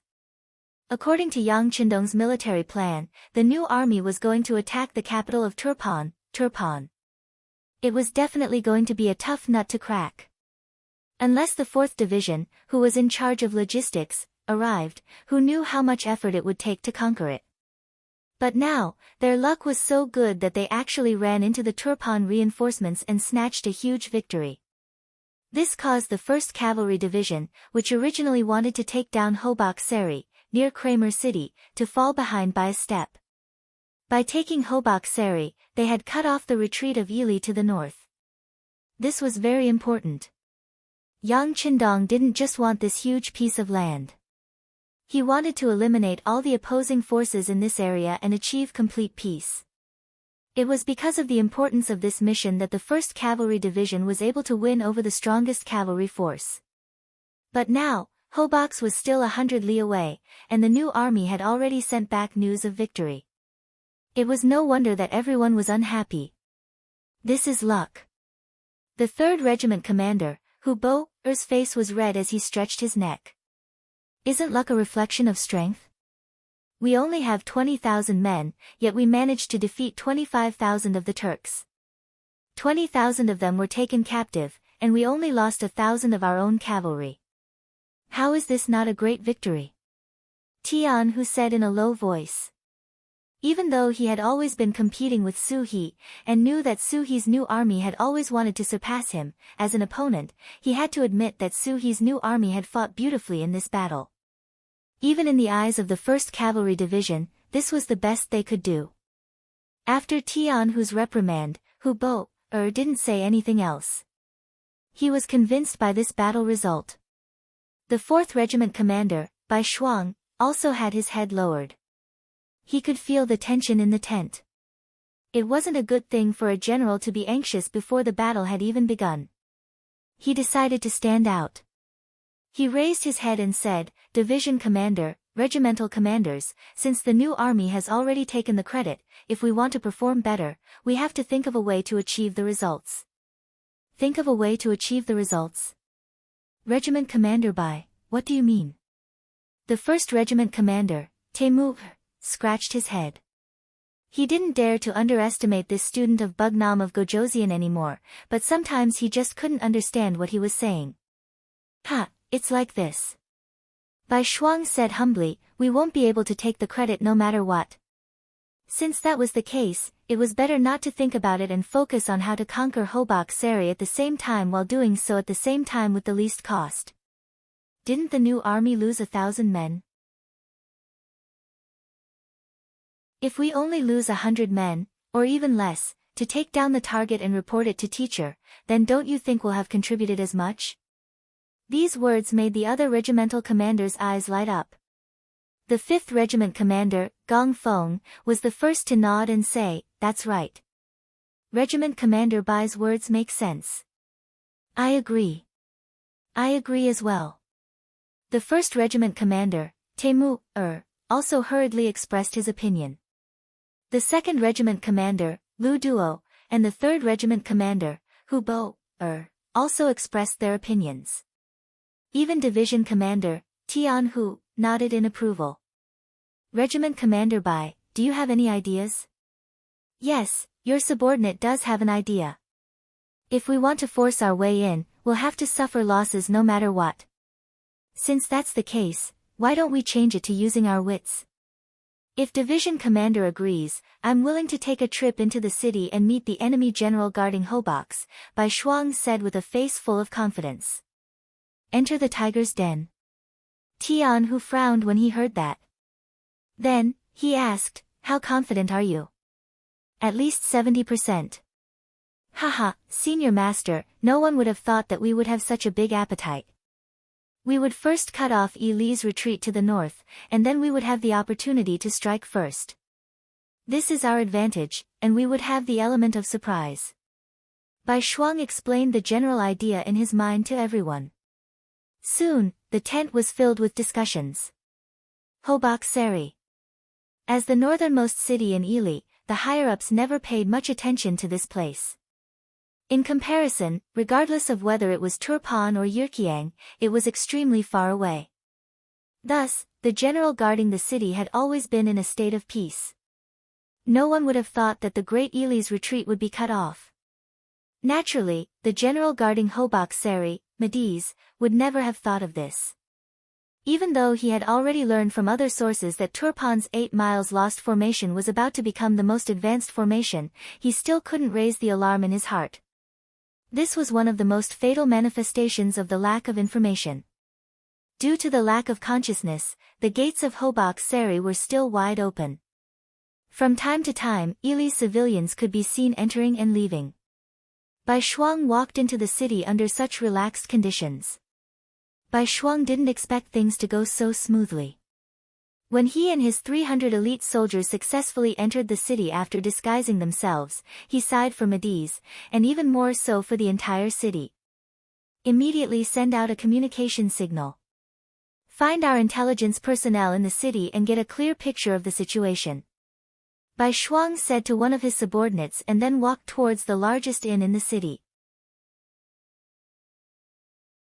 As early as when Yang Qindong was dealing with the Japanese army, he had given orders to the intelligence department, asking them to find out the situation of the various forces in the Ili region as soon as possible, including the personal information of the generals. Bai Shuang's idea was very simple. Go straight to the root of the problem. Capture the general when the enemy was unprepared and take over Hobak Seri without shedding a drop of blood. All of this started when he entered the city. Now it seemed that everything was going smoothly. But what was unexpected was that the plan was still ruined by someone, and it was their own people who ruined it. All of this started after he checked into the inn and met the intelligence personnel of the security bureau.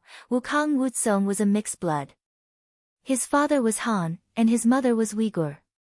As a result, he had a tall figure and a handsome appearance. He was a department of the security bureau led by Yang San. Normally, the more ordinary an intelligence personnel was, the better. On the contrary, if he was too handsome or too outstanding, it wouldn't be suitable. But because of his unique background, Yang San finally gave him an important task after meeting and evaluating him. It could be said that if Wutsong performed well, his future would be limitless. After being valued by Yang San, Wutsong brought enough money to the Ili area to start his work. Hobak Seri was one of his main targets. According to Yang San, the sixth young master was a great emperor.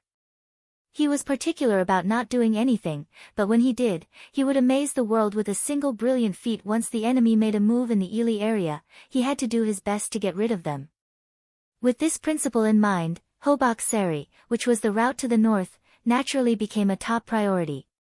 Wutsong put a part of his energy there. In order to get accurate first-hand information, he didn't hesitate to come to Hobak Seri in person. He thought he had done a good job and paid enough attention. But what Wutsong didn't expect was that there was another person who beat him to it. That was the sworn enemy of the Security Bureau, the CIA.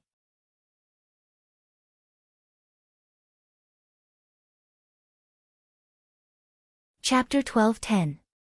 They had been established relatively late, but with the backing of the seventh Madam, Su Man, it meant that they had strong support and backing. In addition, they had opened up another path, and their members were all women, especially beautiful women. This made their abilities and influence not weaker than the Security Bureau. Just like in Hobak Seri City, the people from the CIA had the same idea as Wutsong and made a move first. Commander Bai, the CIA's team leader, Han Fong, contacted General Mediz before us, and Wutsong's report suddenly became a little hesitant. And what? Bai Shuang, who was listening seriously, looked at Wutsong in confusion. Although some things were not pleasant to hear, since Bai Shuang asked, Wutsong could only tell him the truth. And team leader Han Fong has changed her name to Madanazer. She will be married to Mediz tonight. What? Bai Shuang, who was a little surprised, stood up involuntarily and digested the news. He had heard that the CIA would often sacrifice themselves or even give themselves to others in order to achieve their goals. However, in his opinion, it was just a show. After all, in this era, women cherished their bodies and reputation very much. However, he did not expect it to be true. Looking at Wutsong's embarrassed expression, it was obvious that the truth of the matter was not to be doubted. Bai Shuang, who was extremely surprised, took a while to calm himself down. Team leader Wu, tell me more about Han Fong. Yes. After Wutsong agreed, he explained the situation in detail. According to him, Han Fong was not a Han. Instead, she was an authentic Saib. She was born in an ordinary family, but because of her beauty, she could sing and dance since she was young. In the age of war, it was always difficult for women to find a good home. Han Fong's family was also drifting and difficult to settle down.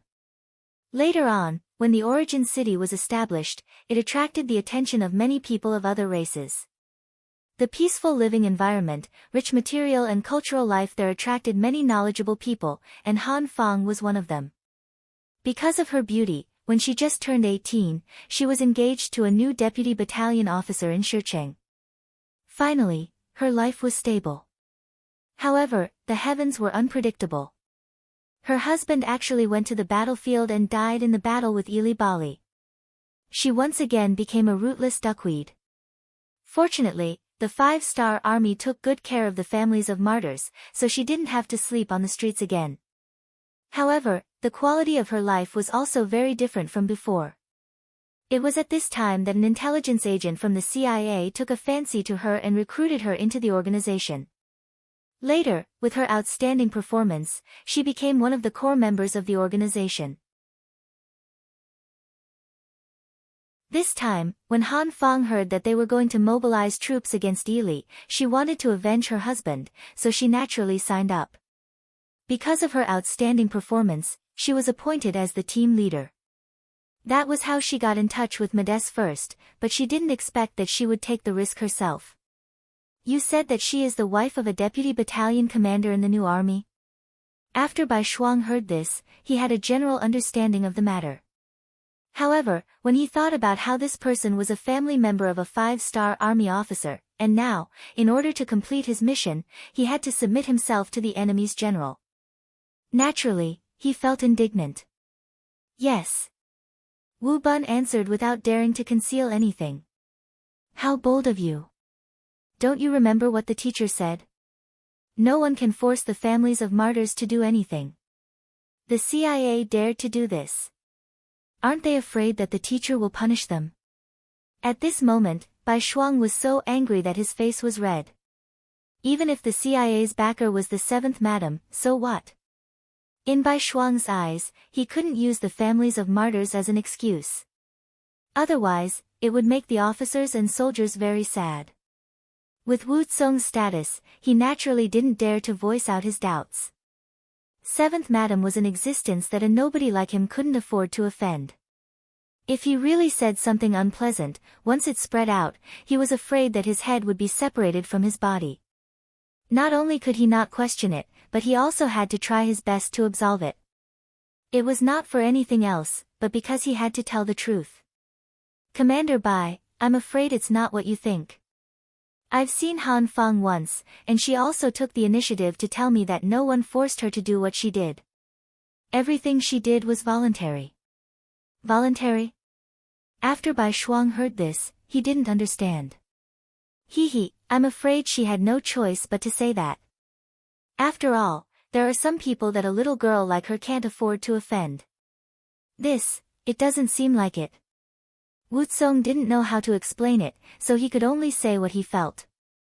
He could also see that Bai Shuang was very angry about this matter. This was one of the students that Bug Nam of Gojoseon valued very much. On the other side was Bug Nam of Gojoseon's 7th madam. He couldn't afford to offend either of them. Once the matter got out of hand, he didn't know if others would be in trouble, but it was very likely that he would be the first to be in trouble. After all, he only had the director of the security bureau, Yang San, behind him. Not to mention, his identity in the entire security bureau wasn't considered an important person. Even if Wu Tsong wanted to protect his own safety, he had to try his best to smooth things over. However, looking at Bai Shuang's angry appearance, he felt that the matter wouldn't be so easy to solve. That's enough. After this matter is settled, I will personally go and ask Han Fang. If she is willing, I will naturally not be able to say anything. However, if someone wants to force her, regardless of who is behind her, I will report this matter to teacher and demand an explanation. Bai Shuang could feel Wu Tsong's difficulty. In fact, he didn't want to offend the 7th madam because of other people's matters. However, since he encountered this matter, he would ask for justice. Wasn't this what Yang Qindong usually taught them? Putting this matter aside for the time being, Bai Shuang asked Wu Tsong, "You're saying that tonight is the day Medes marries Han Fang? Then he will definitely hold a big banquet." Yes, now in the city of Hobak Seli, everyone with status has received an invitation. Well, Leader Wu, I'll have to trouble you to get me an invitation too. Bai Shuang nodded, his eyes revealing a terrifying sharpness. He had already investigated everything and had a perfect plan to take action. However, now, he had to take action early. He was afraid that if he was late, the martyr's widow would be humiliated. This was definitely something he didn't want to see and couldn't accept. Wu Zong faintly guessed Bai Shuang's intention, but he couldn't refuse. The orders from above were for him to cooperate unconditionally. He could only sigh in his heart and clasped his fist. Please don't worry, Leader Bai. The invitation will be sent soon. With Wu Zong's ability and the group under him operating in Hobak Seli for a while, it was just an invitation. It wasn't that complicated. In the afternoon, the invitation was sent to Bai Shuang. Considering that it was a banquet and not a battle, Bai Shuang didn't bring too many people. He only chose 4 elite warriors to follow him. At the same time, after making some arrangements for the people staying in the inn, when night came, he excitedly went to the general's mansion in the city. Medi's mansion was now brightly lit and bustling with activity. Medi's, who was already in his 40s, already had a main wife and 4 concubines. Normally, there was no need to make such a big fuss when he was marrying a concubine. Moreover, it just so happened that the 5-star army was attacking, so everything should be done in a low-key manner. However, Medina Nazar had requested for a grand celebration. She claimed that she was getting married, and this was the happiest time in a woman's life. Of course, it had to be grand.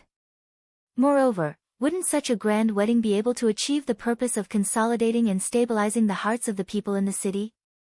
Mediz was speechless when he heard that. He thought about it and agreed. Of course, this was also the reason why he was drooling over her beauty. He had been in Ely for a long time, and had seen many women, but this was the first time he had seen someone as beautiful as Madenazer. If such a beauty had any request, as long as it was within his capabilities, he would naturally agree to it with a nod. Thus, there was such a lively scene. There were people coming and going in the courtyard of the general's mansion.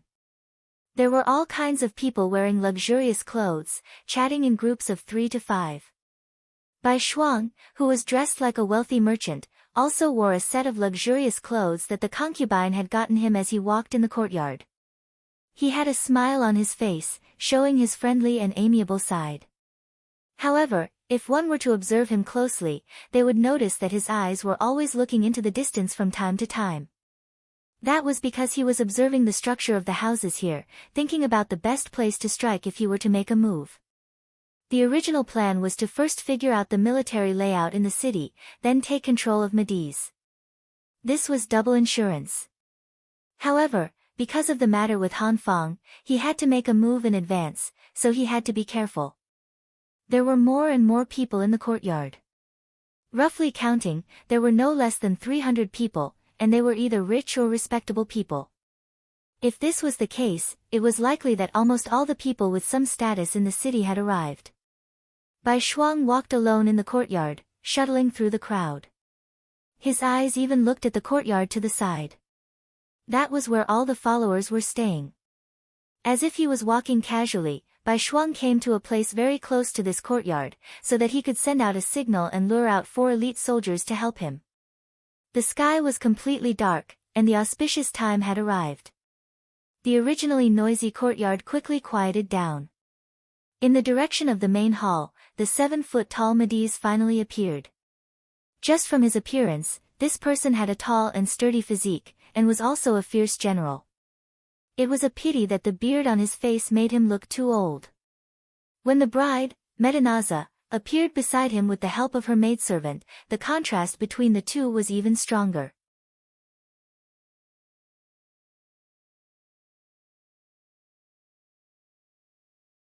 Chapter 12:11.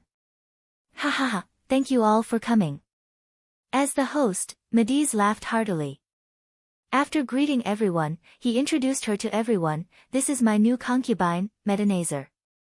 Please say a few words to everyone. Aya, the general is so lucky. The general's charm is amazing, that's why the beauty likes him. The general is very brave, if I were the beauty, I would choose him too. Yes, this is what it means to be a beauty with a hero. I've finally seen this scene, ha ha ha. Immediately, the compliments came one after another. When Mediz heard it, he laughed even more heartily. It was truly a joyous scene. The compliments and boot-licking continued, but soon, a sweet and clear voice stopped. Medenazer spoke. "Hello everyone, I'm Medenazer. Thank you all for coming tonight." "Thank you." Madam, there's no need to be so polite. This is what we should do." "Yes, the general protects our safety. Now that he's happy, it's only right that we come to congratulate him." Following that was another wave of disgusting flattery. Mediz did not reject any of it and accepted it all. At that moment, he was very happy. He could not only get the beauty, he could also use this opportunity to receive a big gift. No matter how he thought about it, he was very happy. The flattery continued in the crowd. Someone started to make a fuss and asked the two to drink cross-cupped wine. Cross-cupped wine had long been spread from the great Ming dynasty. This was a new thing that Yang Qindong started, and it was quickly accepted by the crowd.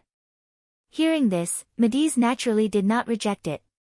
He laughed and said, "All right, let's drink. Men, bring the wine." There was no goblet or glass.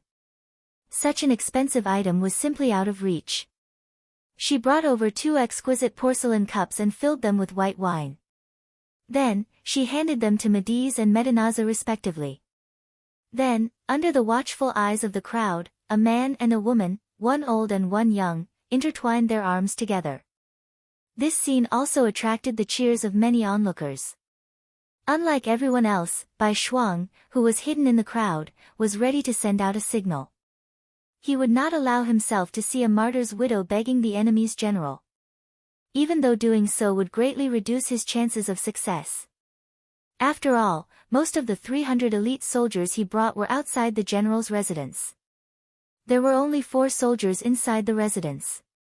Even so, he still wanted to rush out and stop everything. In his eyes, this was his mission, the mission of an ordinary 5-star army officer. Of course, he had to admit that Han Fang, who had changed her name to Medenazer, was really beautiful. When he first saw her, even he was stunned. Bai Shuang was ready to act. As soon as he blew the whistle, the 4 elite soldiers would immediately rush into the courtyard with their weapons and kill at will. If possible, it would be best if they could subdue Mediz. Even if it was not possible, he wanted to create chaos here and give the 300 elite soldiers enough time to rush in and surround everything. Bai Shuang, who had already made up his mind and was about to blow the whistle, suddenly stopped. What happened next was completely out of his expectations.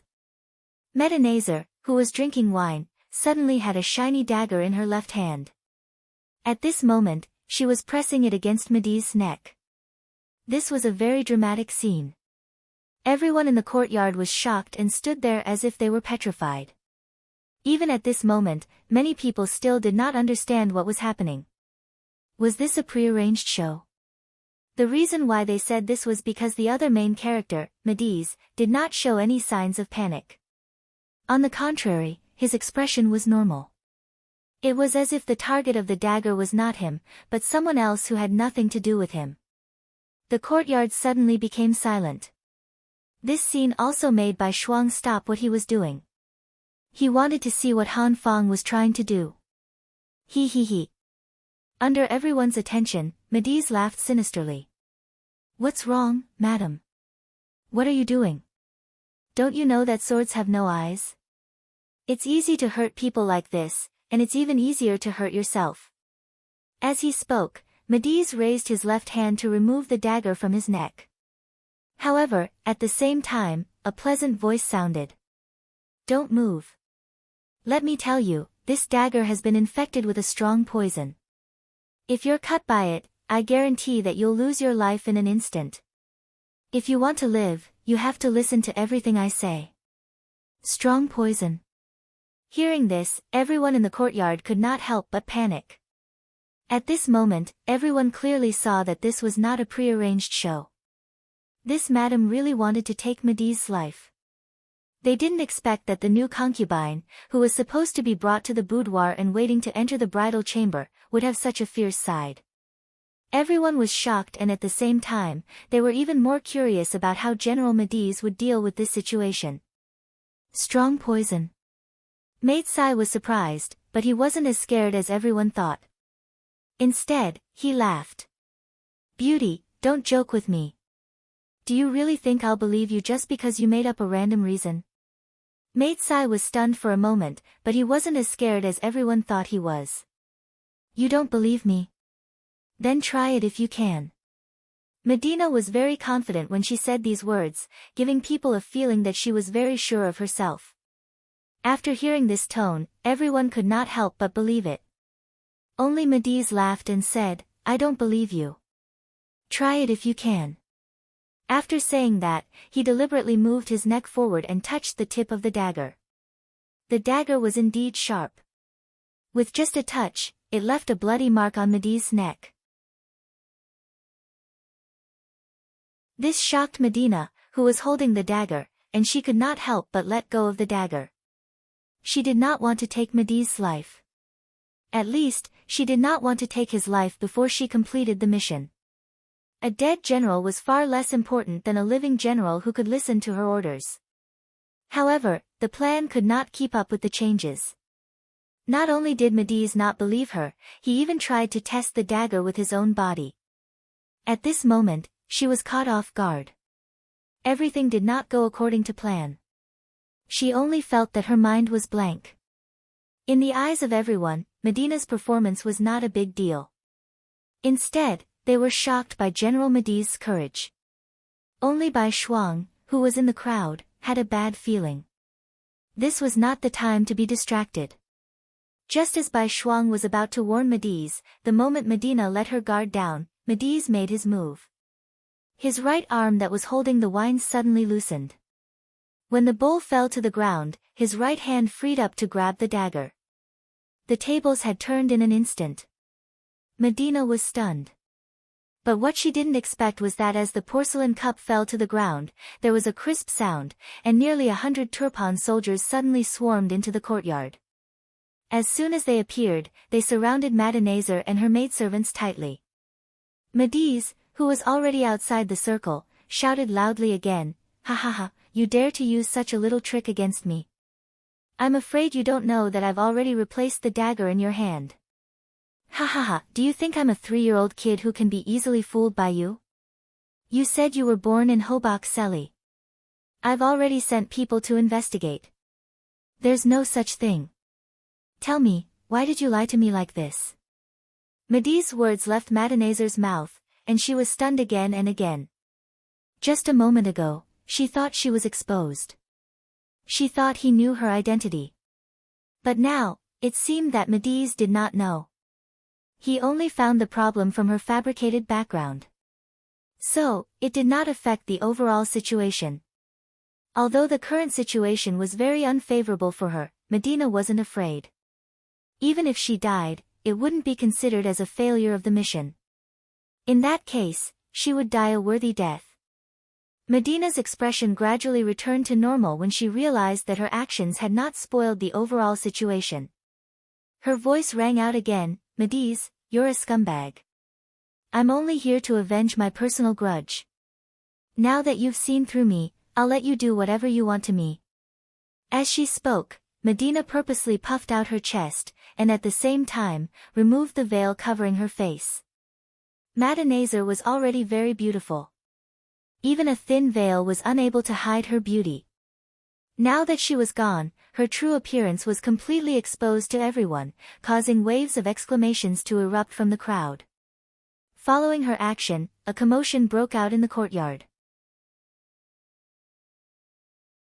Some of the maids who were pouring wine for the officials and nobles suddenly had short knives in their hands.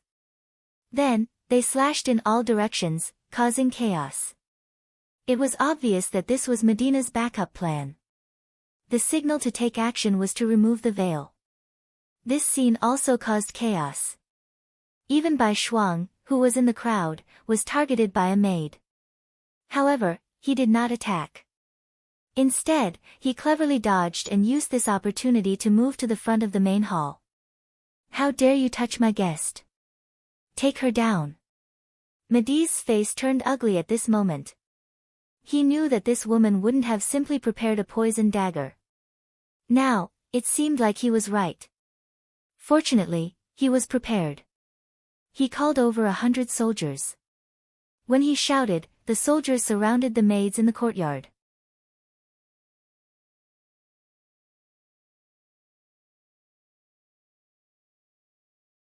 Chapter 12:12. There were less than 10 maids in total, and they were all intelligence agents of the CIA. Some of them were only on the periphery, and their training was limited. The only reason they could create chaos earlier was because of the daggers in their hands.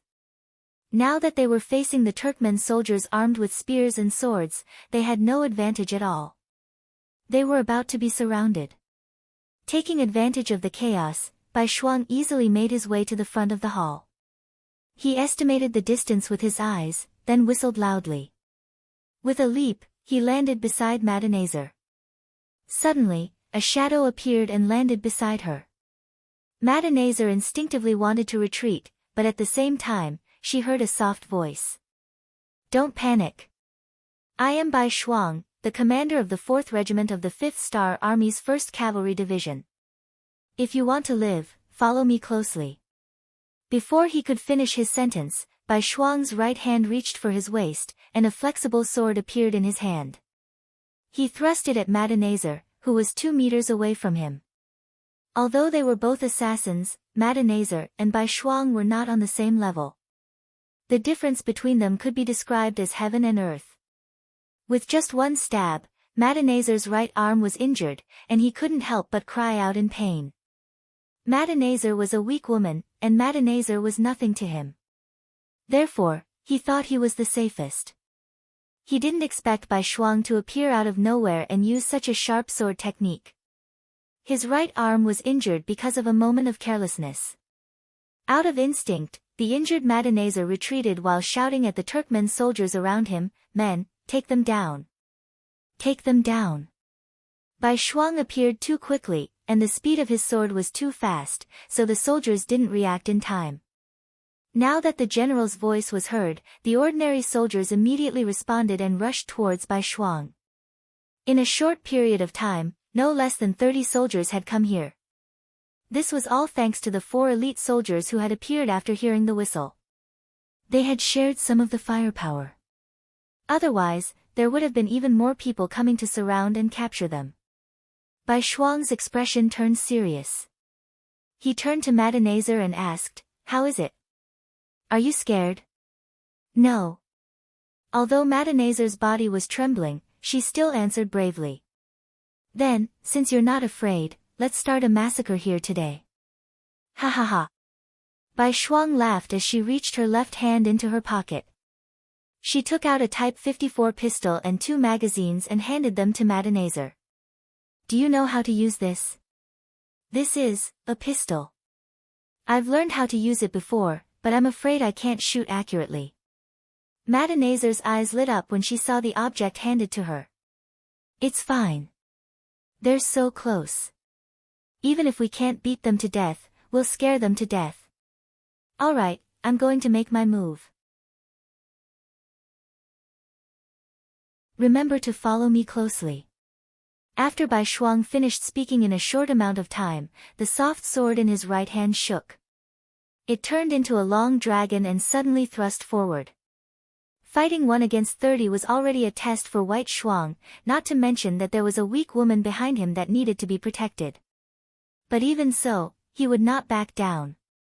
This was his duty as a professional soldier, and more importantly, as a man. With a roar, Bai Shuang stepped forward and stabbed out with his sword, striking the chest of a Turfan soldier. The sword was pulled out, and blood spurted out. The soldier on the other side fell to the ground. 1. Bai Shuang's lips moved slightly as he spoke softly. Madenazer, who was behind him, heard everything. She was shocked and blushed. Bai Shuang's entire body was emitting a masculine scent. She, who was very close to him, felt the same way. Swoosh. Bai Shuang thrust out his sword again, then pulled it back. 2. Bang. After a deafening gunshot, Madenazer's voice rang out. 3. Ha, well done. Bai Shuang praised from the bottom of his heart. Then, his long sword danced like a snake, forming an impenetrable net to kill the enemy and protect himself at the same time. Bai Shuang's sudden appearance made the already chaotic situation even more chaotic. Many of the officials and nobles who came to celebrate saw the bloody scene. They screamed and ran out of the courtyard. But they quickly retreated, not for any other reason, but because there were countless black-clothed soldiers rushing in from the outside. As these people rushed in, firecrackers were set off outside the general's mansion. This was Wu Zong's masterpiece. They wanted to use the sound of firecrackers to cover up the sounds of killing in the general's mansion. The 290 elite soldiers of the 5-star army who stayed outside finally arrived. As soon as they appeared, their swords danced, and those who stood in their way were either dead or injured. Stop them! Stop them! Madenazer, who had been stabbed in the right arm, thought he had the situation under control. He did not expect the enemy to have more people than him. At this moment, his expression became very ugly. He regretted it. If he knew this would happen, he would have taken down Madenazer earlier. Why did he have to put on this show? Fortunately, he was afraid that Madenazer would find out, so he only mobilized 100 soldiers this time. Now, it seemed that he had miscalculated. But there was still a chance. For example, he could capture Bai Shuang or Madenazer and use them to threaten them. There was still a chance to turn the situation around. Immediately, he shouted at the soldiers guarding beside him, "Quick, charge! Take down this adulterous couple! Take them down!" With this shout, the pressure Bai Shuang faced increased. The number of enemies in front of him increased from a few to more than 10.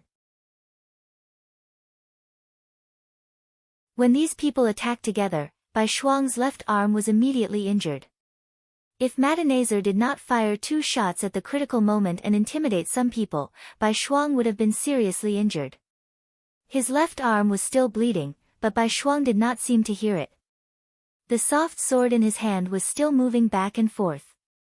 But after all, it was difficult for 2 fists to fight against 4 palms. The speed of his sword was obviously slower. Quick, he can't take it anymore. Attack together, attack! Seeing that the turning point was right in front of him, Madenazer shouted and raised his sword at the same time. However, he was smart enough not to attack Bai Shuang. His right arm was already injured, and he did not want to repeat the same mistake. This time, he chose to attack Madenazer, who was relatively weak. At this time, Madenazer had already used up all the bullets in her gun. There were more than 20 bullets, but she only killed 3 enemies and injured 4.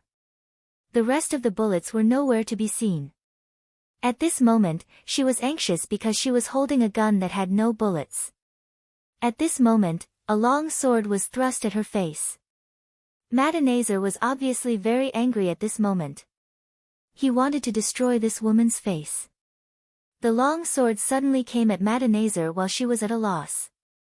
At this moment, when she saw the sword enlarging in her eyes, she instinctively closed her eyes and waited for her death. Get out of the way! At the critical moment, Bai Shuang noticed the commotion behind him. With a loud shout, he leaped backward. The sword slashed Bai Shuang's back, leaving a palm-sized wound. Ah! The pain on his back caused Bai Shuang to let out a muffled groan. All of this fell into Madenazer's eyes as she was pinned under him. At this moment, the two's posture was somewhat ambiguous. Their breaths were so close that they could easily feel each other's breath. This made Madenazer's face blush. But when she thought of the current situation, she asked with concern, "Are you okay?" "I'm not dead yet." Bai Shuang endured the pain and replied. Then, he grabbed Madenazer and flipped her one by one.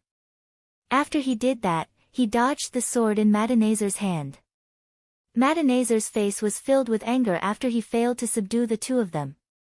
He roared and charged at Bai Shuang again with his sword. But as soon as he stepped forward, a soft sword flew at him, forcing him to take 3 steps back to avoid the attack. The soft sword was thrown by Bai Shuang. At this moment, he had no weapon in his hand. After a bitter smile, he hugged Madenazer and said, "Fine, I'll die.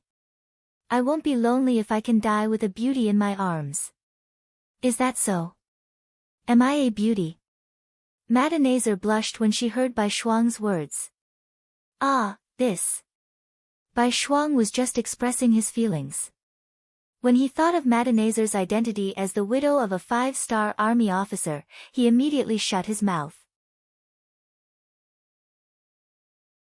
He would never do something like blasphemy. Seeing that Bai Shuang didn't answer, Madenazer pouted. She then whispered, "To be able to die together with the general, this little girl is content." The voice wasn't very clear, but since they were so close, Bai Shuang still heard it clearly. His face immediately turned red. Madenazer saw this scene and couldn't help but laugh.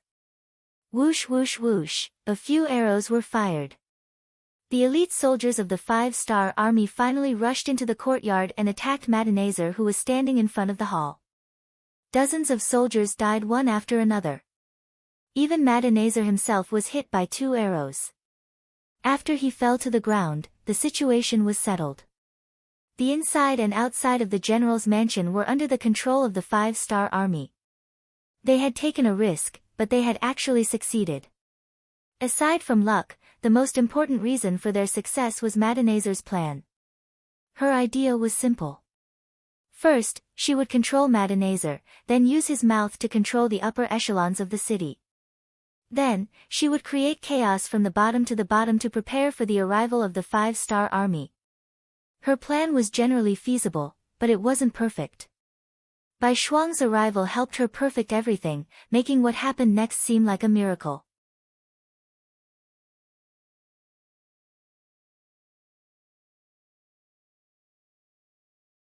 Chapter 12-13. Under the blades of the 5-star army, those who were afraid of death and wanted to live all lowered their heads and promised to cooperate fully. This included General Mediz, who looked very brave just a moment ago.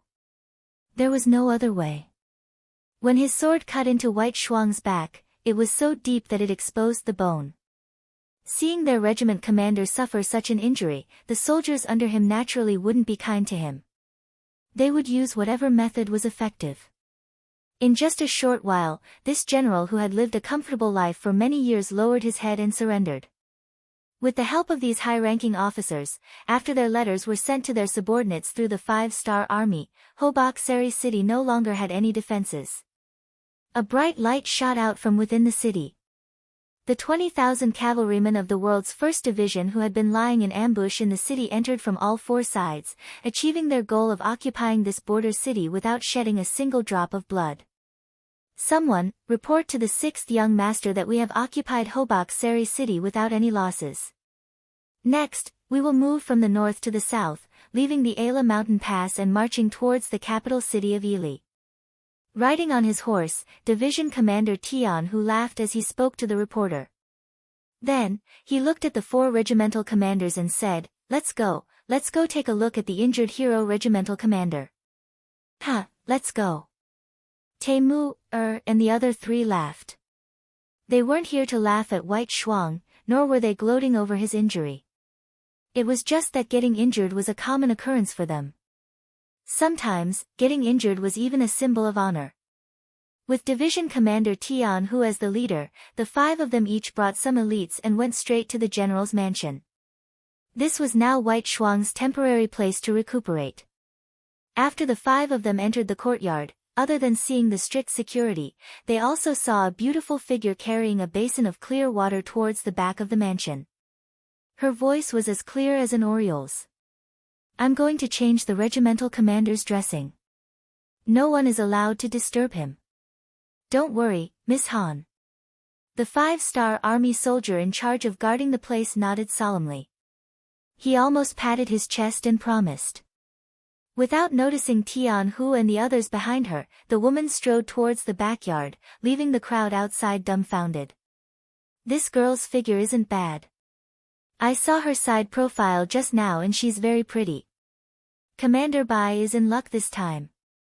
The 3rd commander, Hubo, chuckled and said. "It's said that beauties love heroes. I've heard that Commander Bai saved a very beautiful woman during this mission. Now, it seems like it's true. Sigh, I knew there was such a good thing, so I rushed over. An envious voice sounded. The one who said this was the 5th Regiment Commander Gong Feng, who was also single. Everyone was joking about this matter. Since the woman had said that she was going to change Bai Shuang's bandages and it was not appropriate for others to disturb her, no one would be so bored as to go and visit her now. Using this opportunity, everyone became interested in that beautiful woman. Especially Division Commander Tian Hu. In the 5-star army, other than the Cold Vanguard Army, the other armies, divisions, and regiments didn't have political commissars. This meant that the main commander had to take care of all matters. It must be said that Bai Shuang wasn't young anymore. It was about time for him to get married and have children. Tian Hu, who was very concerned about this matter, felt that the opportunity had come. It wasn't that he hadn't asked Bai Shuang before, and he had asked as both a superior and a friend. However, Bai Shuang didn't give an accurate answer. In his words, the war was urgent and personal matters could be discussed later. However, only Division Commander Tian Hu knew that this was because he hadn't met the right person. Now that there was such an opportunity, he obviously wanted to find out more about her. You, come here. Tian Hu pointed at the soldier guarding the backyard and waved his hand. Division Commander, what are your orders?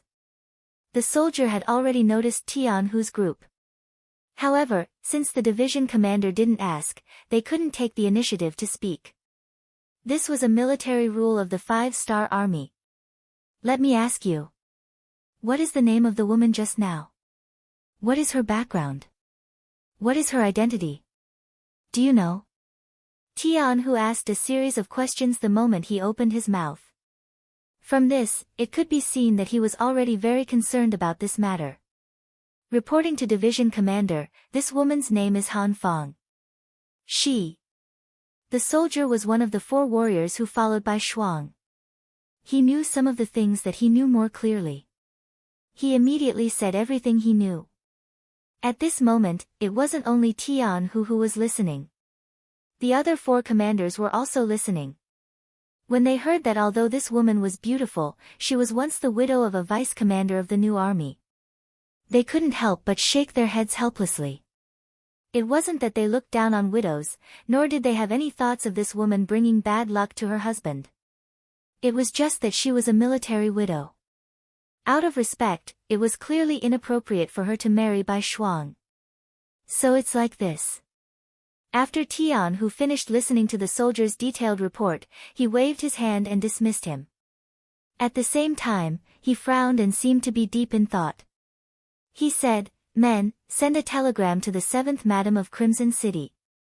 Ask her about the specific situation of this woman called Han Fang. Send a telegram to the 7th Madam. Tian Hu's action caused the other 4 commanders to be shocked.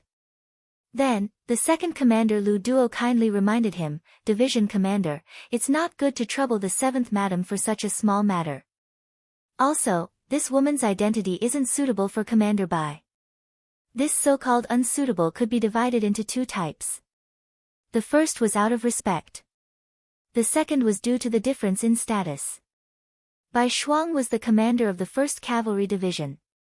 He was also the student of the 6th Young Master. Although he was only a commander, if he left here and became a division commander somewhere else, he would be a great general who could take charge of a region. How could Tian Hu not understand this logic? However, he still firmly said, disturbing the 7th Madam shouldn't be a problem. We're doing this for the sake of fairness. Also, even if we want to give Commander Bai an explanation, there are some issues that need to be investigated. Men, go. After a full hour, Han Fang's delicate figure appeared. She was still holding a basin of water, but it was no longer clear.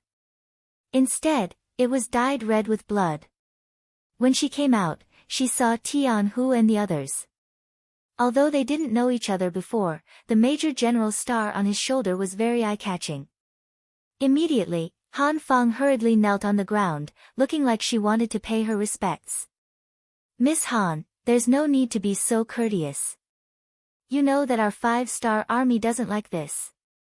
Tian Hu hurriedly spoke out to stop her. At the same time, he sized up Han Fang's body. Then, he nodded, looking very satisfied. Many thanks for General's understanding. Han Fang, who had already changed back to her name, bowed slightly and said with gratitude. No need to be so polite. Oh right, how is Commander by now? Can we go visit him now? Tian Hu finally remembered the important matter and asked Han Fang. At the same time, he tightly grasped the investigation telegram that he had just received. It must be said that telegrams were very convenient. When the telegram was sent to the 7th Madam, she found out that it was from the 1st Cavalry Division. Naturally, she attached great importance to it. Soon, Han Fang's situation was reported back. Because of this, Tian Hu was even more certain of one thing. Of course you can. Commander Bai's situation is already much better. Generals, please go ahead and visit him. Han Fang said very politely. Many thanks. Tian Hu smiled and cupped his fists. Then, he led the 4 regimental commanders and strode towards the backyard, leaving behind Han Fang, who looked at everyone's backs with envy. However, not long after, she sighed. Perhaps she thought of her own identity. In the backyard, Bai Shuang was already sitting up. There was a pillow on his back that perfectly supported his bandaged chest. At this moment, he was reading a military book. When he heard the footsteps outside, he didn't raise his head and said, Miss Han, I'm fine here. If you have something to do, you should go and do it first. Oh my, our Commander Bai is always talking about Miss Han. It seems that he really does miss her. Gong Feng's voice sounded from outside the door. As 2 regimental commanders who had joined the 1st Cavalry Division at the same time, their relationship had always been good. They could joke about any kind of thing. Hearing this voice, Bai Shuang was stunned. Then, the figures of Tian Hu and the 4 regimental commanders appeared in his line of sight. He immediately smiled. Out of courtesy, he wanted to get up. Tian Hu, who was walking at the front, quickly waved his hand. Since you're already injured, why bother with the etiquette? Quickly sit down. Ha! Bai Shuang laughed somewhat embarrassedly. Although he didn't get up, the military book in his hand had already been placed to the side and his body was much straighter. How are you? Are you all right? The 5 of them each found a place to sit and asked about Bai Shuang's injury. Bai Shuang, who wasn't injured for the first time, shook his head. I'm fine. I was just stared at by a mosquito. If there's a mission right now, I can still get on the horse. Forget it. Do you really think that our 1st Cavalry Division doesn't have anyone else? Do you think we need an injured regimental commander to charge into battle? The other regimental commanders immediately laughed and joked. Although the 6 of them met to visit Bai Shuang, they quickly talked about military matters. Bai Shuang also knew that the 1st Cavalry Division was going to head to the Ala mountain pass and prepare to attack the capital city of Yili. Unfortunately, Hobak Seri City needed someone to temporarily guard it until Yang Qindong's troops took over the defense line. As the injured Bai Shuang, he naturally had to take on this task.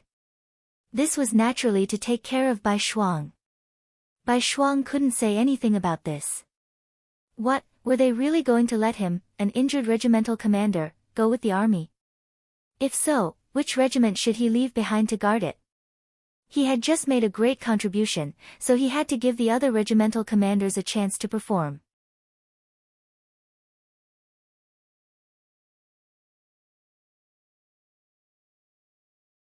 Chapter 12-14. After weighing the pros and cons, Bai Shuang resolutely agreed.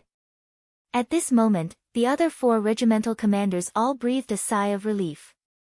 Obviously, they were still somewhat worried that Bai Shuang would disagree. In this way, one of them would have to stay behind. Bai Shuang, you don't have to worry too much. The 6th young master has already sent a telegram.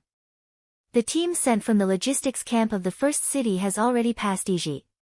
It won't be long before they arrive at Hobak Seri City and switch with you. Take this opportunity to have a good rest and train the army at the same time. Now that each of your regiments has doubled the number of soldiers, the combat effectiveness must be improved correspondingly. Otherwise, we will fail to live up to the 6th young master's expectations of us. Division Commander Tian, who comforted him loudly. Yes, thank you for your concern, Division Commander and brothers. Bai Shuang smiled. He really wanted to train the army well, especially the army's coordination and combat ability. It was just that they had not had a good rest since the expansion. They could only train during the journey. Now that there was an opportunity, of course, he had to seize it. After they finished talking about the important matters, more than half an hour had passed. There were many things to do in the army. After the 4 regimental commanders looked at each other, they all got up and left. However, Division Commander Tian, who did not leave with the crowd for the first time. Instead, he watched the 4 regimental commanders salute him and leave one by one. When there were only 2 people left in the room, Bai Shuang asked curiously, Division Commander, is there anything else or a mission? There are things, and there are also missions. But before that, I want to ask you something first. Tian, who said with a serious face. Bai Shuang's face immediately became a lot more serious. Yes, Division Commander, please give the order. Okay. After Tian, who made a sound of agreement, he looked at Bai Shuang, who had a solemn expression, and asked a question that was completely unexpected and unexpected. What is your impression of Lady Han Fang? Stunned. For nearly 10 breaths, Bai Shuang did not answer. He sat there in a daze as if he was struck by lightning. It was not until Tian, who coughed softly again, that he seemed to remember something and said, Division Commander, did you ask the wrong question? I'm telling you, no, I'm talking to you on behalf of the division leader. Be serious. Tian, who also knew that asking him to talk about this issue was a bit too much, but he had no choice. He thought about it for a while, and other than himself, there was no one else in the 1st Cavalry Division who was suitable to talk about this matter. If it were any other guild leader, the situation would only be worse, and the situation would become even more awkward. Tian, who suddenly became so serious that Bai Shuang had no choice but to face this problem. However, he was very clear about Han Fang's situation. After all, she was the widow of a new battalion commander. Just based on this point alone, he couldn't have any other thoughts. Otherwise, it would be a form of disrespect to a martyr who had died. So after hesitating for a long time, he only opened his mouth and said, Lady Han is a good lady, but that's enough. You just need to know that she's a good girl. Tian, who was waiting for this sentence. Of course, if he continued, then the situation would change. After saying this, he continued to ask in depth. Guild leader Bai Shuang, please answer this question seriously. Remember, I'm not asking you now. I'm asking you on behalf of the 1st Cavalry Division's division commander. If Lady Han Fang were to be your wife, would you be willing? What? That's impossible. When Bai Shuang heard this, he hurriedly waved his hands, as if there was a wild beast in front of him. He had no choice but to refuse. Why is it impossible? Is it because she was once engaged to a deputy battalion commander of the new First Army? Tian, who suddenly raised his voice as he asked this question. Yes. Bai Shuang didn't completely understand the meaning of this sentence, because at this moment, his mind was already blank. Although he indeed had a good impression of Lady Han Fang, he definitely wouldn't do anything to betray a comrade for his own selfish reasons, even if that comrade had already died on the battlefield. Tian, who was very satisfied with Bai Shuang's answer. He continued to ask, then if I tell you that even if you marry Lady Han Fang now, you won't betray anyone, will you still refuse? At this moment, Bai Shuang finally raised his head, as if he understood something. He looked at Tian Hu and asked, Senior brother, what's going on? The reason why he called him senior brother was because both of them studied under Yang Qindong. This kind of address was only used when there were no outsiders. What's going on? Ha, you're lucky. Tian Hu, who had a serious face just a moment ago, was now full of smiles. Let me tell you, I've already investigated. The person who asked was the seventh madam, and she's already given a reply. Lady Han Fang was indeed engaged to a new battalion commander, but it was only a verbal agreement. There wasn't even a ceremony, and they didn't even enter the bridal chamber. Unfortunately, that officer had already died on the battlefield. Now, Lady Han Fang is a free person, and the CIA has also confirmed this. She has the freedom to pursue a happy marriage, and it doesn't involve any moral or emotional issues. Do you understand now? Tian Hu's words stunned Bai Shuang. After a long while, he asked with a face full of joy, is this true? If I marry her, it won't be a moral issue, and I won't be letting down that dead battalion commander, right? Of course not. Actually, even if there really is something going on with that battalion commander, so what? Teacher said a long time ago that Han people can pursue freedom of love, freedom of marriage. Think about it, didn't teacher's sixth sister divorce someone else? But isn't she still living very well with Chief Long of the Ministry of Public Security? Not to mention, Lady Han Fang and that battalion commander haven't done anything yet. Of course, your worries aren't without problems. I want to tell teacher about this matter and let him make a decision. If we have teacher's approval, then there won't be any problems. Tian Hu said with a face full of confidence. Bai Shuang couldn't help but feel nervous when he heard that he was going to disturb Yang Qindong. Teacher is very busy every day. It's not good to trouble him over such a small matter. What's not good about it? Let me tell you, the last time I saw teacher, he asked me about your marriage. We will grow old one day, and our descendants will need to do a lot of things on the battlefield. Teacher has always supported this. Alright, don't act like you're the victim of a bargain. Just tell me what you mean. Tian Hu snorted. He had a look that said, if you say no, I won't care about this matter. Bai Shuang had a very good impression of Han Fang, especially since he was injured. She had taken care of him in every possible way. In addition, she was not only beautiful, but also brave and smart. Wasn't such a woman suitable to be his wife? It was just that because of her identity, he had been suppressing this thought in his heart. Now that everything was no longer a problem, how could he not agree? He immediately nodded and said, I agree, I agree. I'll have to trouble senior brother for everything. Hee hee. Seeing that the matter was finally settled, Tian Hu nodded happily. Alright, I'll send a telegram to teacher and tell him this good news. As for you, kid, you've already taken care of the girl. If other people aren't willing, then they'll be a joke. This time, you'll be guarding Hobak Seri City. Take advantage of this time to do something big. It's best if you can get your eldest son out too. Hee hee, then good things come in pairs. Hearing Tian Hu's teasing, Bai Shuang also laughed foolishly. As for Han Fang, he was confident that he could convince her because he had a feeling that she liked him. After Tian Hu left, Han Fang walked over. She was a bit worried about his injury. After all, he had suffered it to protect her. However, when White Shuang told her about it, her face was immediately filled with joy. It was said that beauties loved heroes, especially heroes who had saved their lives. In addition, White Shuang was both intelligent and brave, and had the air of a scholarly general. He also had the spirit of a grown man. How could she not be willing? However, the little girl was shy and did not immediately agree. Instead, she ran away shyly.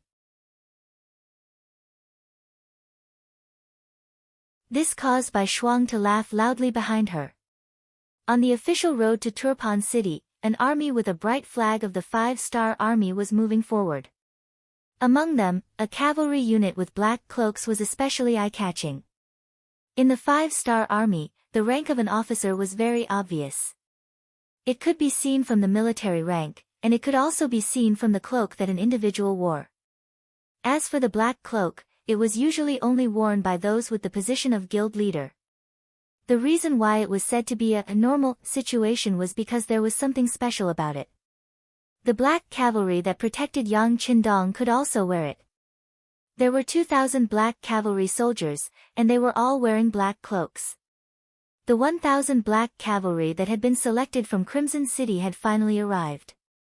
Among them, Qiu Vi was the captain of the 1st Brigade, Dao Xiao was the captain of the 2nd Brigade, and Ba Daojiang was the vice-captain of the 1st Brigade due to his outstanding performance. Yang Qindong was in this unit. He was riding a white dragon and wearing a golden battle suit, which made him stand out from the rest. Beside him, Beta Persei was wearing a purple military cloak, which was also very eye-catching. Everyone looked at him with envy. Young Master, a telegram from the 1st Cavalry Division. In the carriage behind him, the leader of the telegram team, Wang Shan, sent a telegram to Beta Persei, and then handed it to Yang Qindong. Yang Qindong curiously turned around. Didn't the telegram just arrive not long ago? Why is it here again?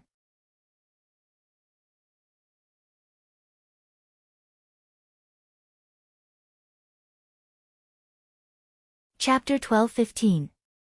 With a hint of curiosity, Yang Qindong took the telegram. He didn't think that anything would go wrong.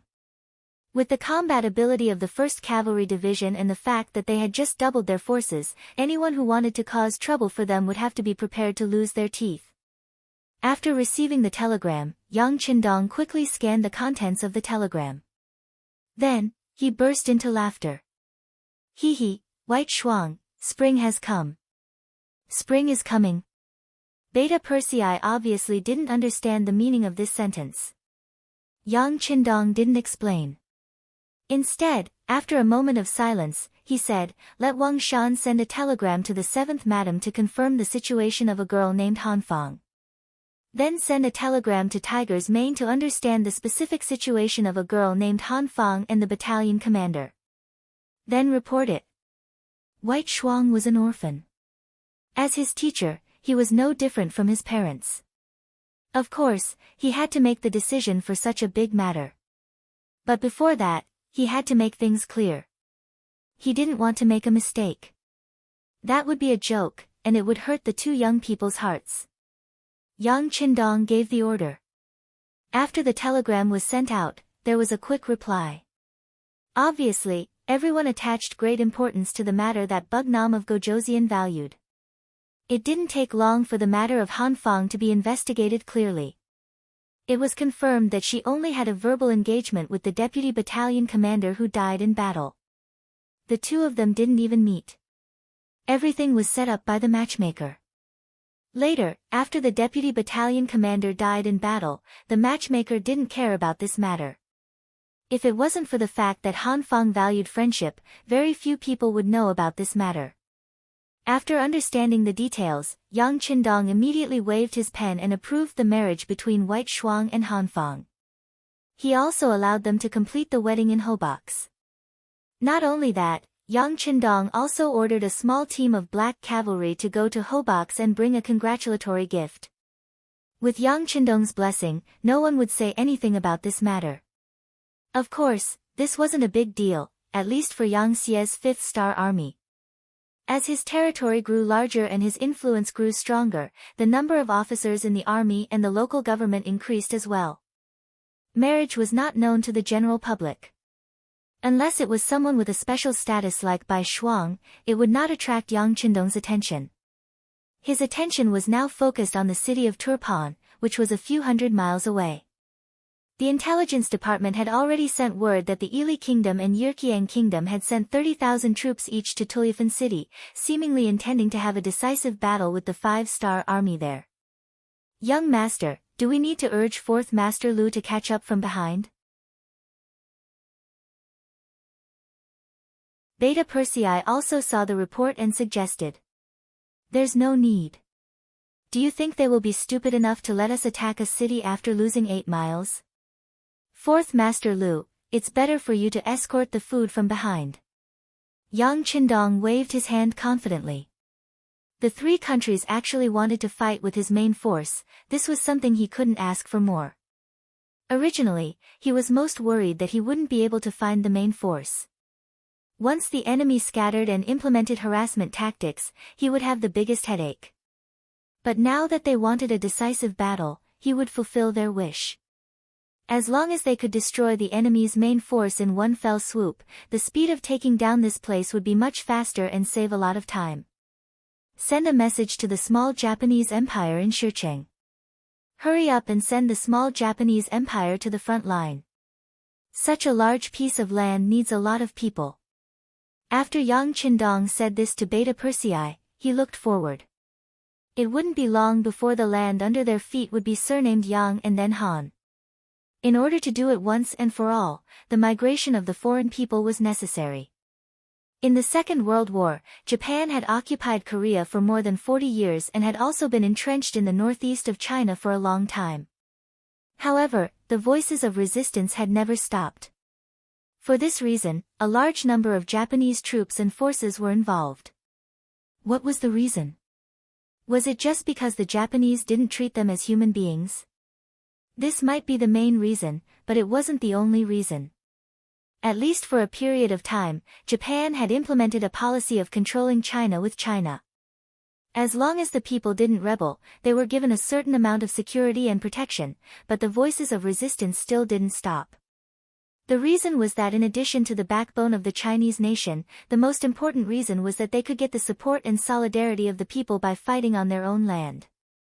With these lessons learned from previous mistakes, Yang Qindong had long adopted an extreme method, which was the migration of the people. When all these people were thrown into chaos and changed to a new place, they suddenly had no brothers and sisters around them, no people of the same race. When they were not even familiar with the land under their feet, the so-called voices of resistance would naturally disappear. In short, without a suitable soil for survival, some things could not survive, and some ideas could not grow. Naturally, in order to achieve such a result, one would need to have a large territory to achieve the goal of migration. Obviously, Yang Qindong had such conditions. Now, in the Ili region, he was using the same method. He wanted to transfer the people from the other provinces to exchange with the people here, to achieve the effect of completely destroying and strangling the will of the people. Conquer the world and let the Han people live wherever there were people. Wherever there were people, the status of the Han people would be the highest, and all the Han people would be proud of their birth. This kind of slogan was not as simple as just saying. If he wanted to carry it out, it would be incredibly difficult. However, since Yang Qindong had brought the modern army here, he naturally had to do something. Even if he could not do it, he would let his descendants do it. In short, this was the goal that he had worked hard for. Looking at it now, the goal was indeed very big, but it was not impossible. Hadn't he already trampled on many small countries and made them part of the Han people's territory? The Navy was also actively making preparations, especially after taking down the Japanese Empire and capturing who knows how many navies. Now, they were very powerful, and it would not be long before they set out to conquer the world. Looking forward to the arrival of that day, Yang Qindong felt that the burden on his shoulders was heavy, but he was not afraid. With a light shout, he rode on the white dragon and led the army straight to Turpan City. Turpan City. At this moment, the whole city was in chaos. People could be seen everywhere on the streets, and from time to time, they would collide with each other.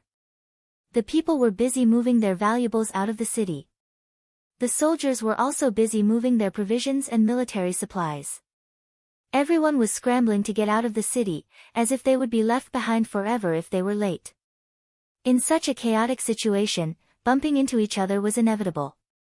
Even if many Turpan people were maintaining order in the city, they still could not alleviate the chaos. How could it be so easy to empty out the capital of Turpan in such a short period of time? Palace. The new king, Harden Barter, was roaring with a face full of anger. Who was it? Who leaked the news? Investigate for this king. No wonder Harden Barter was so angry. He had just made up his mind to withdraw from Turpan city, and the news spread out, causing the people to be in chaos, which affected the withdrawal of the army. The reason why he made this decision was because of the lesson of don't lose lightly. When he learned that the 5-star army had powerful artillery that could flatten an entire city, Hardenbarter knew that the so-called strong city was a joke in the eyes of the enemy. If he still defended the capital, the result would not be much better than don't lose lightly. It must be said that Hardenbarter was worthy of being the king who led the rise of Turpan city. He immediately made a decisive move, which was to withdraw from the city and fight the 5-star army on the grassland. In short, he would not defend the city. Originally, according to Hardenbarter's plan, he would withdraw the army first, and then move the people. But for some reason, the news was leaked, and now the city was in chaos. His plan to withdraw had to be delayed. After a series of roars, someone immediately went out of the palace to investigate the leak of the secret. But in such a chaotic situation, it was not easy to find out who leaked the secret. Not to mention, the people who leaked the secret were from the Yangxia intelligence department. They had strong anti-reconnaissance abilities, so it was not easy to find them in a short time. After venting his anger, Hardenbarter's expression seemed to be better. He looked at Dai Qin, who was standing in the hall, and waved his hand. "General, how far is the 5-star army cavalry from us?" "My king, the closest, is less than 100 miles. Although he didn't want to answer this question, since the king asked, he could only tell the truth. 100 miles? Ha!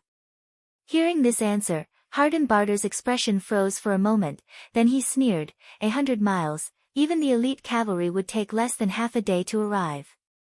How many people and resources can we evacuate? Dai Qin was also shocked by the speed of the 5-star army cavalry. But as a general, he couldn't be afraid of the enemy. Otherwise, he would be unqualified and incompetent. Even though Dai Qin had lost a battle, but as a general, he had never lost his character. Seeing the king in such a difficult position, he hesitated for a moment, then steeled his heart and stood out. "My king, I think there is a way. We can stop the 5-star army cavalry. Didn't the Ili Empire and Yirkiang Empire each send 30,000 cavalry and have already arrived at our Turpan city? As long as we can work with them, I am confident that we can fight the 5-star army and stop them outside Turpan city." "Oh. Really?" Hearing Dai Qin's confident words, Hardenbarter's eyes were filled with hope.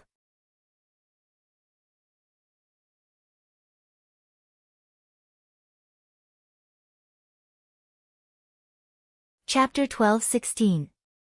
There shouldn't be a problem. Dai Qin's reply was straightforward, but there was one thing he didn't say. If the 3 armies all listened to him, then there wouldn't be a problem. Good. Seeing how confident Dai Qin was, Hardenbarter's anger disappeared and he said, "If that's the case, then I'll order you to talk to them. As long as their request isn't too excessive, we can agree to it." "Yes, Your Majesty. But I think we should continue to evacuate the city. After all, Tulyafan city is too close to the 5-star army. No one knows what will happen." After Dai Qin received the order, he still gave his suggestion to be safe. "Don't worry, this king will not let our people be threatened. In a while, I will give the order for everyone to withdraw to Kaliushi and rebuild the defensive line there." Hardenbarter naturally did not place all his hopes on the coalition forces and had already made preparations for this. After knowing that His Majesty had a backup plan, Dai Qin could finally relax. He immediately walked out of the palace and headed towards the alliance camp outside the city. Before, the 3 countries had sat down together to discuss. In order to deal with the powerful 5-star army, they had to unite. The result of the discussion was that if one side was attacked, the other 2 countries had to unconditionally provide support. It was just that some words sounded nice, like unconditional support. Then how many people should they send? 100,000 was reinforcements, but who could say 1,000 wasn't reinforcements? The so-called alliance was just to deal with the powerful 5-star army. If there wasn't the 5-star army, the 3 sides would still be in a hostile relationship. If they could defeat the 5-star army and weaken their allies, this was probably everyone's goal. Because of this thought, Qing also knew that it wouldn't be easy to convince the two allied armies to fight the 5-star army.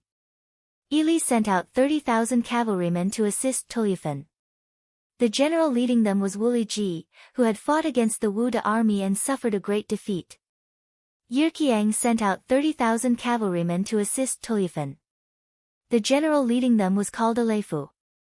Next, Qing wanted to find these two generals. As former opponents, they were naturally familiar with each other. Sometimes, they would even work together to deal with the other side. As an acquaintance, the moment they met, Qing immediately stated his intentions. Generals, there's no need to say more about the current situation. The 5-star army's target isn't just Turpan. They want the entire region. This time, I hope that we can work together sincerely to defeat the 5-star army and protect the safety of the people of the country behind us. Both Wu Ji and Aleifu silently nodded their heads in response to such pleasing words. No matter what they were thinking, they had to act as if they were working together. The two of them only nodded their heads. This wasn't what General Qing wanted to see. Feeling the pressure, he took a deep breath and looked at the two of them again.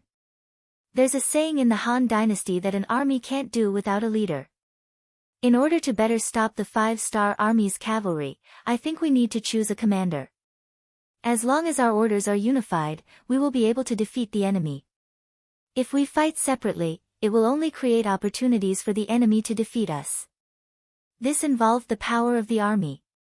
At this moment, the two generals couldn't remain silent. The skinny but spirited Aleifu was the first to speak. General Qing, who do you think should be the general? Qing, who was already prepared, said without hesitation, of course it is me. This time, you all only sent out 30,000 troops, while I am under the king's orders, leading 40,000 cavalry. I have the most troops, right? Qing had to take this position as the general. This directly affected whether or not they could stop the 5-star army's cavalry. He couldn't be at ease leaving it to others. We listen to whoever has the most troops. Based on this, if General Wu Ji and I work together, we will have 20,000 more cavalry than you. Does that mean you have to listen to the two of us? Aleifu was clearly not satisfied with this answer. His words were filled with the smell of gunpowder. You are being unreasonable. Qing said angrily. Whoever has the most troops is the general. It's also unreasonable. General Aleifu didn't back down. Seeing that the two of them were about to quarrel, Wu Ji, who had been silent, had to step up. Okay, two generals, stop quarreling. The reason why we are here is to discuss how to defeat the 5-star army. Quarreling won't solve the problem. None of us want to lose and be scolded by the king. Humph, Aleifu snorted and turned his head to the side. His actions were just like his name, a naughty child. The tent quietened down again. Wu Ji looked at Qing and asked, if it is as you said and we have to listen to your orders, what are you going to do? What benefits can we get? The three sides agreed that they must unconditionally help the side being attacked. However, from Wu Ji's words, it was obvious that there were conditions for them to help. This wasn't Wu Ji's idea. He had just received a secret letter from Prime Minister Arip, which stated that Hobak Seri had been taken over by the Pentagram Legion. Now, Ili Belly was having a hard time fending for themselves. They couldn't send any more reinforcements to Turpan, and they didn't even have the resources to supply the army. Uli Belly had to think of a solution himself. Because he knew this, Uli Ji turned his attention to Qing and started to ask for benefits.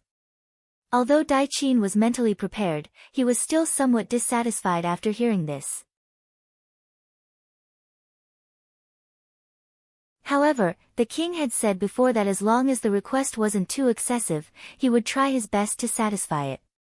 Thus, he suppressed the anger in his heart and asked, but what kind of benefits does General Wu Liji require? This, the most basic problem of food, you guys have to solve it, right? As for the war horses, you know that we came from afar and can't ask for help from the rear. Of course, if you can satisfy these conditions, my 30,000 cavalry will listen to General Daiqin's orders. Wu Liji stated his conditions. He had no choice. Prime Minister Arab told him to think of a solution himself. What good ideas did he have? He could only turn his attention to Turpan. It wasn't hard to solve the problem of rations, as Tulyifan had a lot of rations. However, Daiqin obviously wouldn't agree to solve the problem of war horses. He shook his head and said, I can give you the rations, but not the war horses. Our country doesn't have a lot of war horses. Hee.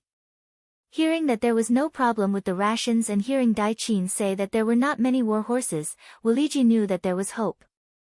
He immediately smiled. General Daiqin's words are wrong. A while ago, when the grasslands were in chaos, the Turfan kingdom, which was closest to them, used a lot of rations to exchange for their war horses. If what I said is correct, there are at least 50,000 war horses in the horse field outside of Turfan. How about this? We won't ask for much, just 10,000 war horses from each side. Wu Liji was obviously prepared. When Daiqin heard these words, his expression changed. 10,000 war horses is impossible. Although we have some war horses, they are prepared for the old soldiers. You know that after the military restructuring in Turpan, there are many retired soldiers among the people. Once they have war horses and sharp sabers, they can become soldiers again. These are for, Daiqin still wanted to continue, but Wu Liji interrupted him. 8,000 war horses. No, at most 3,000. 7,000, 3,500. The two generals, who led tens of thousands of troops, were like two unscrupulous merchants. After a round of bargaining, they finally set the number at 5,000. Since he could get food and 5,000 war horses, Wu Liji felt that he had reached the conditions he was satisfied with. He nodded and said, then, the 30,000 Ili soldiers I brought will listen to General Daiqin. Wu Liji lowered his head. Although Aleifu was unhappy, he only had 30,000 cavalry, so he couldn't do much. In the end, he could only agree. Just like that, the Three Alliance army was formed. They agreed to follow General Daiqin's orders to stop the Five-Star Army at the northeast front line of Turpan. 8 hours later, they had to gather at the designated location. Daiqin clenched his fists and left the camp excitedly. He had to report the good news to his king. Only Wu Liji and Aleifu were left in the tent. The latter said unhappily, General Wu Liji, why did I agree to Daiqin's request? Ha, General Aleifu, there's no need to be angry. It's not wrong for us to listen to him, but if his request is a little too excessive, we can still refuse, right? Wu Liji winked at Aleifu and said with a smile. An excessive order. Oh, ha ha ha. Aleifu immediately began to laugh loudly. What was too much order? That depended on how he understood it. As long as he was in a bad mood, he could treat any order as too much. After all, they were enemies, so what if he disobeyed? Daiqin naturally didn't know what happened after he left. He excitedly went to the palace and reported what he just said to Hardenbarter. Good, good. Hardenbarter's face was also filled with excitement. General Daiqin, the rest is up to you. As long as you can stop the Five-Star Army's charge and stop them in the northeast region of Tolifanzai, it won't be long before I can gather the old soldiers again. At that time, we will have a strong force and we can launch a counterattack. I will wait for that day to come. Daiqin said excitedly.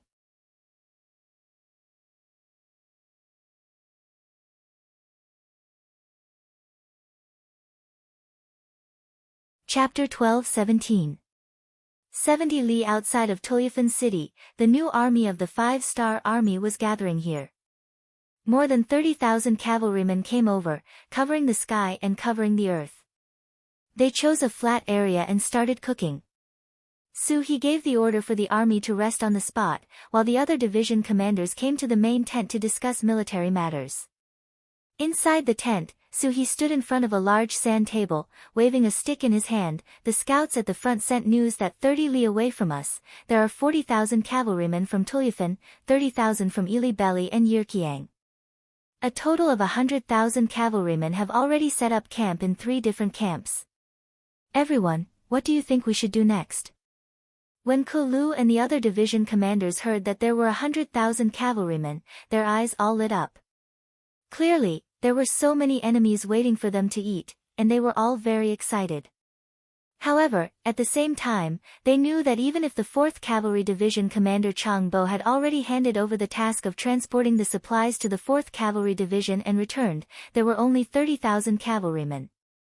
In terms of numbers, the difference between the two sides was still very large. 30,000 against 100,000, and the other side came prepared, and they were very familiar with the surroundings. No matter how they looked at it, this battle was not going to be easy. No one immediately spoke. Instead, after a moment of contemplation, the 1st Cavalry Division Commander Kulu asked, "General, where is the Liaodong Cavalry Reinforced Unit?" "To the west of us, near Tian Shan." Su-hee looked at Kulu with a gaze full of admiration. He had already sensed something from this sentence. To the west, the ones guarding the west of Tulyafan should be the Yirkiang Kingdom's army, right? Kulu seemed to have thought of something as he spoke. That's right. Does Commander Ko want the Liaodong Cavalry Reinforced Unit to launch a sudden attack from that direction? Su-hee, who had already understood Kulu's intentions, asked with a trace of a smile on his face. The other division commanders' expressions also changed at this moment, and then they began to consider the feasibility of this plan. However, very quickly, they all shook their heads slightly. It was clear that they did not think highly of this plan, nor did they have much confidence in it. In reality, everyone knew that the so-called Allied army was only formed because they had no choice but to join forces under certain circumstances. Such an army seemed to have many soldiers and generals, and its momentum was great. However, they also had a fatal flaw, which was that they were not united enough. As long as they found a suitable position, they could completely open up a gap in the shortest amount of time. According to this train of thought, Commander Kulu's decision to choose one of the paths was correct. However, although the idea was good, the difficulty of implementing it was not small. Let's not talk about anything else, just how strong was the Liaodong Cavalry Regiment? Everyone was not very clear about it. In addition, they only had 5,000 men, but the Yirkiang army on the west side had 30,000 cavalry. Even if their new army could attract some of their attention, it would be difficult to repel them quickly. If they couldn't end the battle quickly, the enemy would react and they might be surrounded instead. If that was the case, they only had 30,000 cavalrymen. How could they possibly be a match for the enemy's army of 100,000? For them, the best way was naturally to wait for Yang Qindong to arrive. At that time, they would not be at a disadvantage in terms of military strength, and the chances of a large-scale counterattack would be higher. Other than Kulu, the other 3 division commanders seemed to have reached a consensus. They all shook their heads and looked at Commander Su-hee. After expressing their attitude, they waited for the commander's orders. Su-hee, who did not immediately make a decision, closed his eyes. How could he not know that this was a risky move? However, he did not want to rely on Yang Qindong and Bugnam of Gojoseon for everything. It was precisely because of the disparity in military strength that if he could win this battle, it would show the strength of the new army. Otherwise, if he had the advantage in military strength, it would be a matter of course for him to win the battle. However, if he made the wrong decision, the new army would face the danger of being surrounded, heavily injured, or even destroyed. He could not make up his mind for the time being. Commander, you make the decision. However, I only want to say one thing. You cannot hesitate before making a decision for a commander. Kulu also knew that Commander Su-hee was in a difficult position. If it was him, he would not be able to make a decision. Therefore, he could not rush him. He could only remind him and do his duty as a division commander. As soon as Kulu's words came out, Su-hee, whose eyes were closed, could not help but tremble. That's right, he could not hesitate when making a decision for a commander. On the battlefield, opportunities were fleeting. Perhaps he would miss it if he was a little late. Even so, the opportunity was right in front of him. Why should he give it up? The outcome of a war was always changing. No one could know what would happen in the next moment. What a commander needed to do was to do his best in everything in front of him. Since that was the case, why should he not give it a try? The opportunity is right in front of me. I want to give it a try and show the might of the new army. As if he had made a decision, Suhi opened his eyes.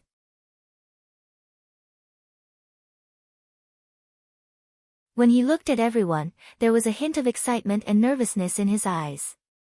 The 5-star army implemented a centralized leadership system.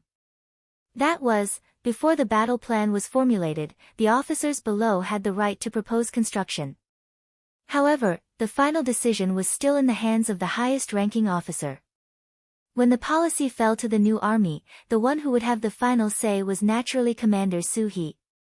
However, this time, Suhi did not make a decision. Instead, he used a negotiating tone to speak to the 4 division commanders. This showed enough respect and also proved that he was conflicted in his heart. He had not completely made up his mind. Of course, it was also possible that Suhi had already made up his mind. However, it was too risky and could affect the life and death of the 4 division commanders. That was why he had no choice but to speak with such an attitude. After Suhi made his intentions clear, other than Kolu's eyes that lit up, the other 3 division commanders all narrowed their eyes. They did not agree or disagree. Of course, they knew that with Suhi's position, he could have made a decision without discussing with them. However, he did not do so. This in itself was a form of respect. Then, how should they respond to this respect? Should they support it? However, if there was a problem, they might lose their lives here. Should they oppose it? It seemed that the fruits of victory were big enough to attract them. Perhaps if they did not do it, they would regret it for a long time or even for a lifetime. Seeing that everyone still did not express their opinions, Suhi took a deep breath and said, "Everyone, I will not hide it from you. I have already received news that the new army is about to expand into a new army group. It is very likely that there will be 3 armies and a direct subordinate division. If that is the case, the military strength will reach 100,000 people." Suddenly, Suhi threw out such a statement. It seemed to have nothing to do with the current topic, but these words caused everyone's eyes to light up. The new army was going to expand into a new army group. Did that mean that the new army could also be expanded? If that was the case, everyone's position would be promoted by a large level. The number of soldiers they could lead would also increase. It was even possible that they could exchange the 4 stars on their shoulders for a gold star. There was no soldier who did not want to be a general.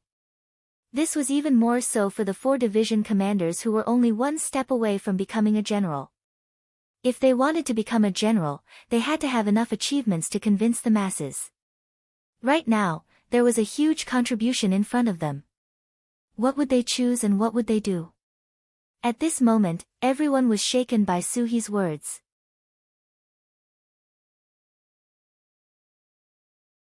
In the end, Lei Chuandang, the commander of the 3rd Cavalry Division, and Chang Bo, the commander of the 4th Cavalry Division, both looked at Bai Kai, the commander of the 2nd Cavalry Division. In their eyes, Commander Bai Kai was like his name. He was a very talented person. Feeling the gazes of the 2 division commanders, Bai Kai's heart skipped a beat as he made a decision. "Commander, can we contact Liaodong's strengthening cavalry regiment and see how confident they are to complete this task?" "No problem, report to Commander Tong Long of the Liaodong Strengthening Cavalry Division." Suhi nodded. He also wanted to see the other party's attitude. If they directly refused, then no matter how good his idea was, he would not be able to implement it. In a forest less than 100 miles away from the foot of Tianxia Mountain, people could be seen walking around. This was the temporary base of the Liaodong Strengthening Cavalry Division. From this position, one could vaguely see the high mountains in the distance. As the commander, Tong Long knew that the highest mountain in the distance was Tian Shan Mountain. Regiment Commander, Commander Su He of the new Third Army sent a telegram. Deputy Regiment Commander Zhao Xing came to Tong Long's side with an excited expression and handed over a piece of paper. Tong Long and Zhao Xing had not been in contact with telegrams for a long time. Before this, they never thought that a small metal box could send a message thousands of miles away. Just based on this point, the two of them were shocked. They really didn't dare to imagine how many secrets the five-star army had, and how powerful Yang Shi was. Luckily, the two were adaptable people and quickly accepted this new thing. However, every time they heard a telegram, they could not help but feel excited. Another telegram? As Tong Long spoke, he reached out to take the telegram. When his gaze fell on it, his hands started to tremble uncontrollably. Clearly, the contents of the telegram had made him very excited, even agitated. After a while, Tong Long's voice suddenly rose an octave. Deputy Commander Zhao, our chance is here. The chance to prove ourselves is here. We must seize it. Yes. We must seize it. Zhao Xing's face was also filled with excitement. However, he quickly said in a low voice, but this mission is not easy to complete. If we don't do it well, we will be surrounded and even eaten.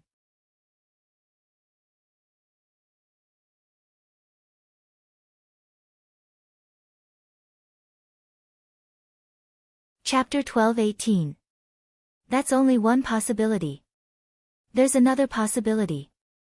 Maybe we can make a big contribution. Isn't this the best chance to prove that our Liaodong cavalry has strengthened?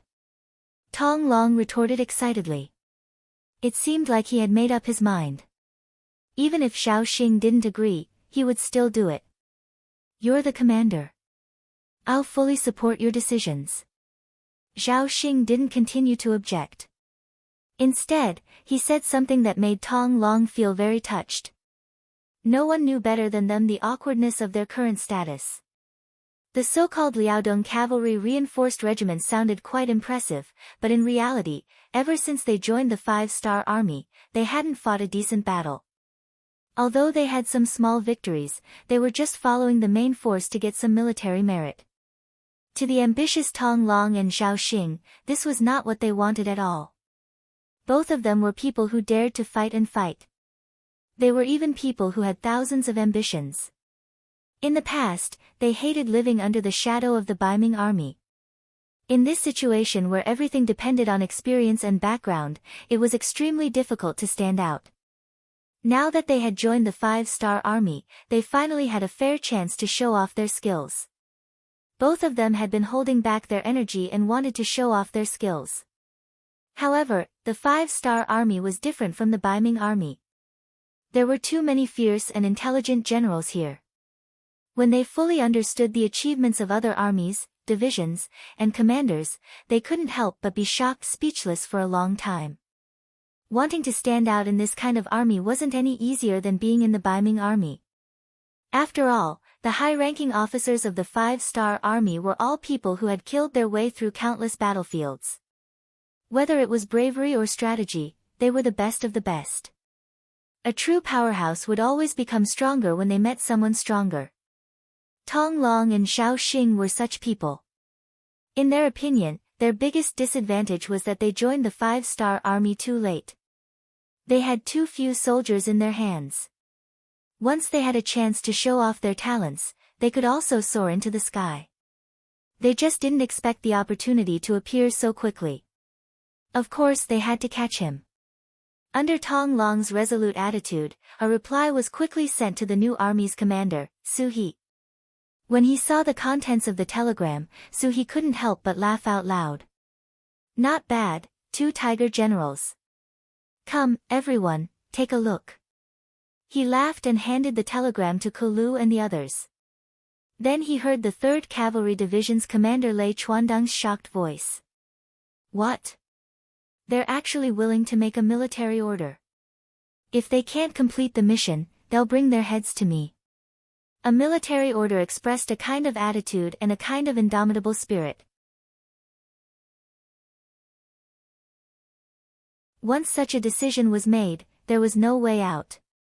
Under normal circumstances, no one would rashly choose to do this. Especially this time, it was Commander Su He who asked the other party with an inquiring attitude.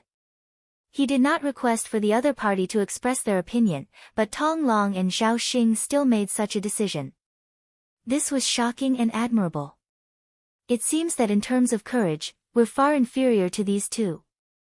The 2nd Cavalry Division's commander Bai Kai sighed. When he looked at Su He, he straightened his body and said, "Commander, the 2nd Cavalry Division supports this battle. Please make a decision." "We also support." After Bai Kai expressed his opinion, the other 3 commanders also stood at attention and saluted. "Good, I thank you for your support. I'll now report the battle plan to the 6th young master." Su He said with a face full of excitement. He did not forget that the disparity in strength between the two sides was too great. There was a 60% chance of losing, so he had to report it to Yang Qindong. Otherwise, if something went wrong, he would not be able to bear the responsibility even if he killed him.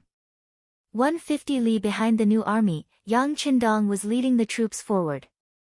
He had already received a telegram regarding the situation outside Turpan City, and he knew that there were 100,000 cavalrymen waiting for him. Regarding this, Yang Qindong naturally did not fear them at all, and he had even given the order to speed up. This was because from how he saw it, with just the new army and the Liaodong Cavalry Corps, it would be very difficult to deal with 100,000 cavalrymen. Just as the troops were speeding up, Commander Su He of the new army sent a telegram. After hearing about their request, Yang Qindong's expression became quite complicated. This was a great risk. This time, in order to solve the problem in Ili Bali, Yang Qindong had brought along more than 100,000 cavalrymen with him. It could be said to be a huge force. With this force, no matter which faction they faced, they would have an advantage. However, if it was one against many, it would be hard to say. After all, the situation in a war is often changing in an instant. If they don't deal with it well, the situation will change drastically. If it had been someone else like Yang Qindong, the most conservative approach would have been to wait for more neon troops to be transferred here. That way, with the advantage of military strength, they could slowly nibble away at their opponents until they won the final victory. Yang Qindong's goal was too big, and he didn't want to waste the most precious time. If possible, he certainly hoped to solve the problem here as soon as possible so that he could charge toward the next target. But although the idea was good, the reality was cruel.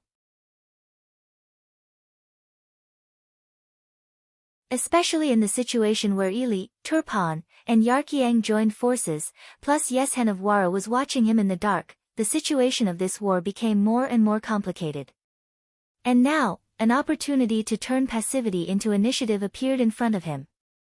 Facing the new army's request, Yang Qindong was caught in a dilemma for a while. Logically speaking, he thought that this battle plan was too risky. If things went wrong, more than 30,000 people would be seriously injured by the enemy's 100,000 cavalry, and it was not impossible for them to be eaten.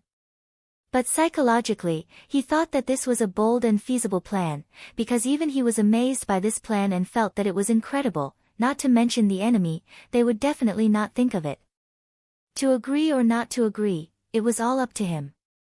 Beta Persei, if the reconnaissance group and the light cavalry regiment attack with all their strength, how long will it take to meet the new army?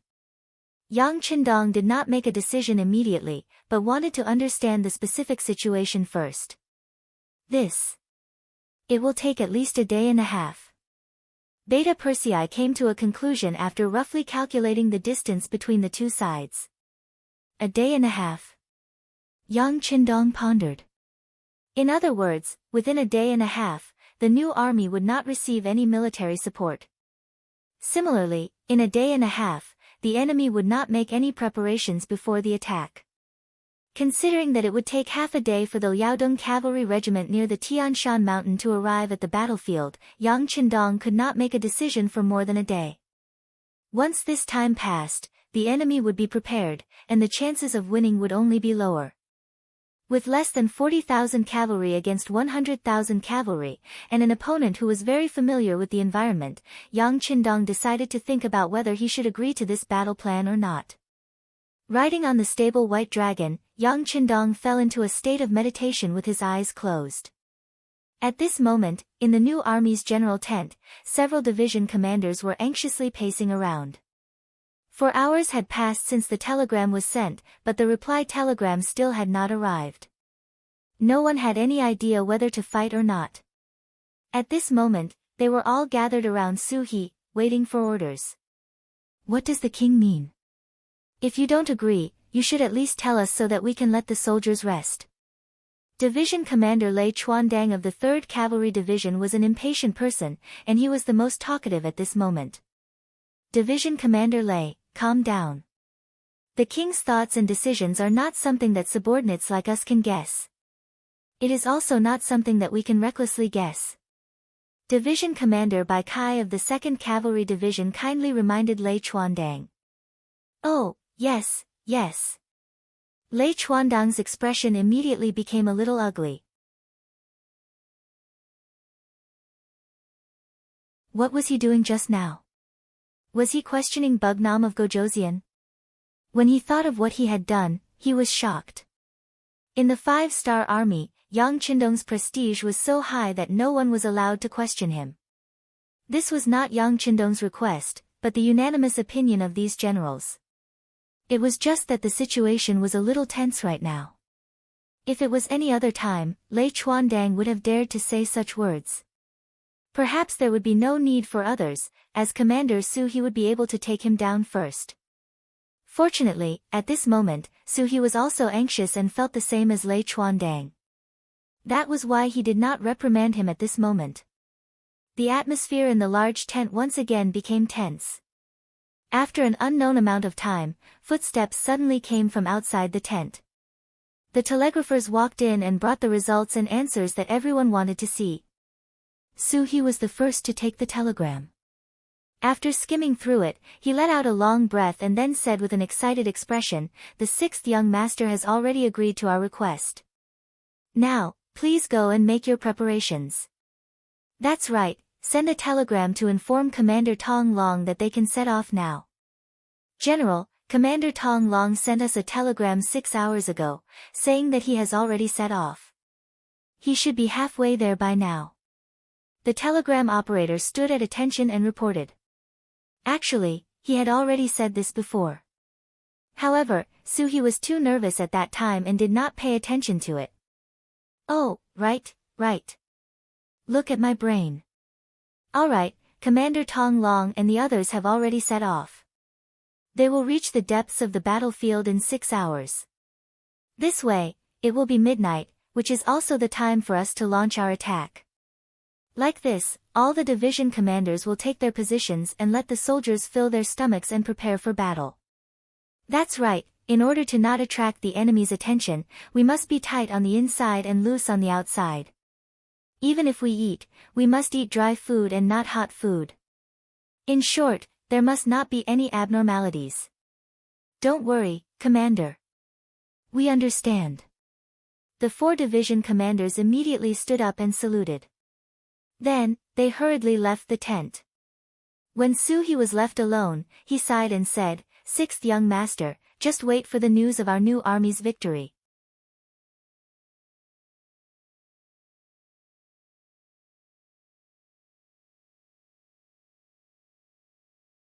Chapter 12-19.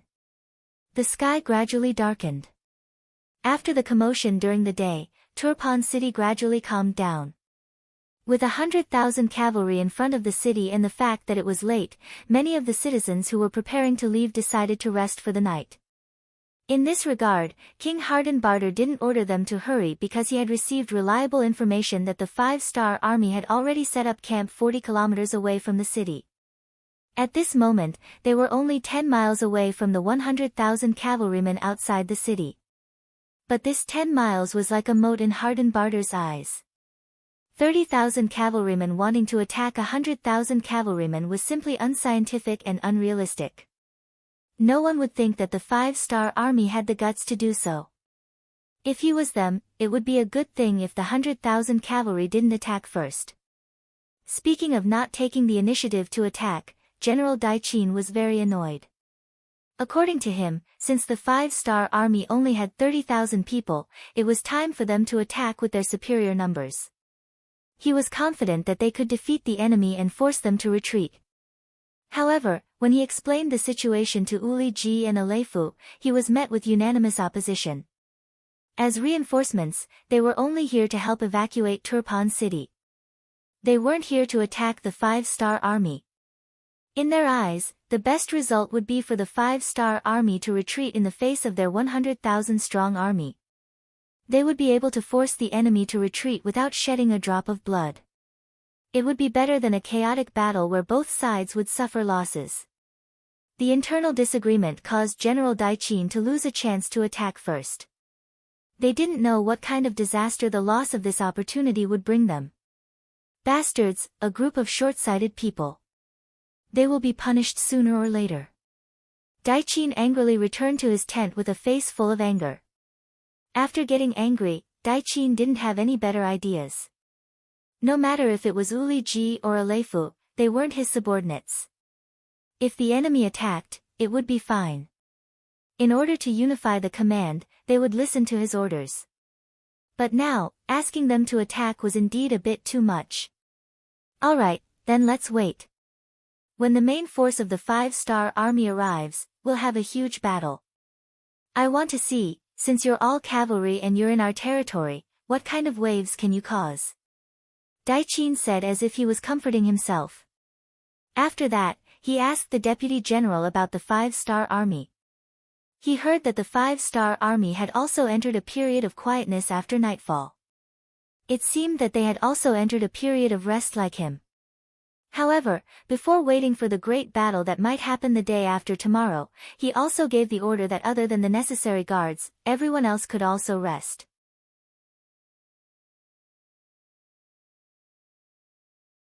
Just like what Yang Qindong and Su He thought, no one would think that they would attack at this time, before the army was fully assembled. It was because of this that it had the effect of catching them off guard. At this moment, in the new army's camp, all the cavalry were waiting in the dark. He was clad in armor and had a sharp scimitar in his hand. Beside him were warhorses wrapped in thick cotton cloth. Even these warhorses had muzzles on their mouths to prevent them from making any noise. Waiting. Silently waiting. At this moment, the 30,000 cavalry warriors of the new army only had one target, which was the enemy camp 10 miles away on the right. They were waiting for the signal of the Liaodong cavalry regiment to attack. Qing was indeed worthy of being given such a heavy responsibility by King Hadenbar. His military skills were unquestionable. He arranged for the two armies to be 10 miles away from each other to prevent any accidents from happening. For example, if there was a sneak attack, 10 miles away would give them some time to react. But no one would have thought that the new army wasn't going to be the first to attack. The first to attack was the Liaodong cavalry regiment that came from Tian Shan. A reinforced regiment only had 5,000 cavalry. This time, they had the heavy responsibility of attacking the 30,000 cavalry camp. This was like hitting a rock with an egg. If possible, Su He didn't want to give such an order. But everything was for victory. In order to win, he had to do this. I only hope that Tong Long's regiment doesn't disappoint. Also, send out the order. Once the divisions and regiments notice that the enemy camp is in chaos, they must attack immediately. Su He looked into the distance and was worried for Tong Long's reinforced regiment. But now that the order was given, all he could do was enter the battlefield as quickly as possible to reduce the pressure on the enemy. Late at night, the wind was cold. After a long journey, the Liaodong cavalry finally arrived at their target. Order everyone to rest for an hour and replenish their food. Regiment Commander Tong Long let out a long breath. After rushing all the way, they finally arrived. At this moment, the fatigue on his body seemed to have decreased by a lot. Regiment Commander, drink some water. Zhao Xing came over and handed over a leather bag filled with water. Thank you. Tong Long took it without any hesitation.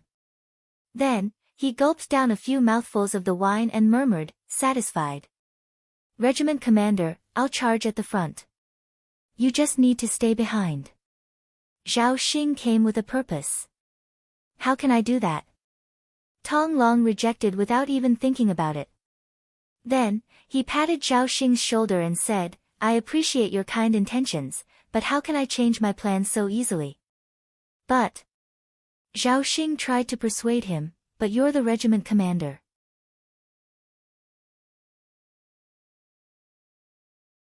Our Liaodong cavalry regiment can do without anyone but the regiment commander.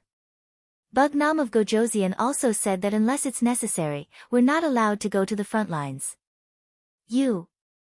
Seeing that Zhao Xing was still trying to persuade him, Tong Long patted his shoulder and said, "Now is a critical time.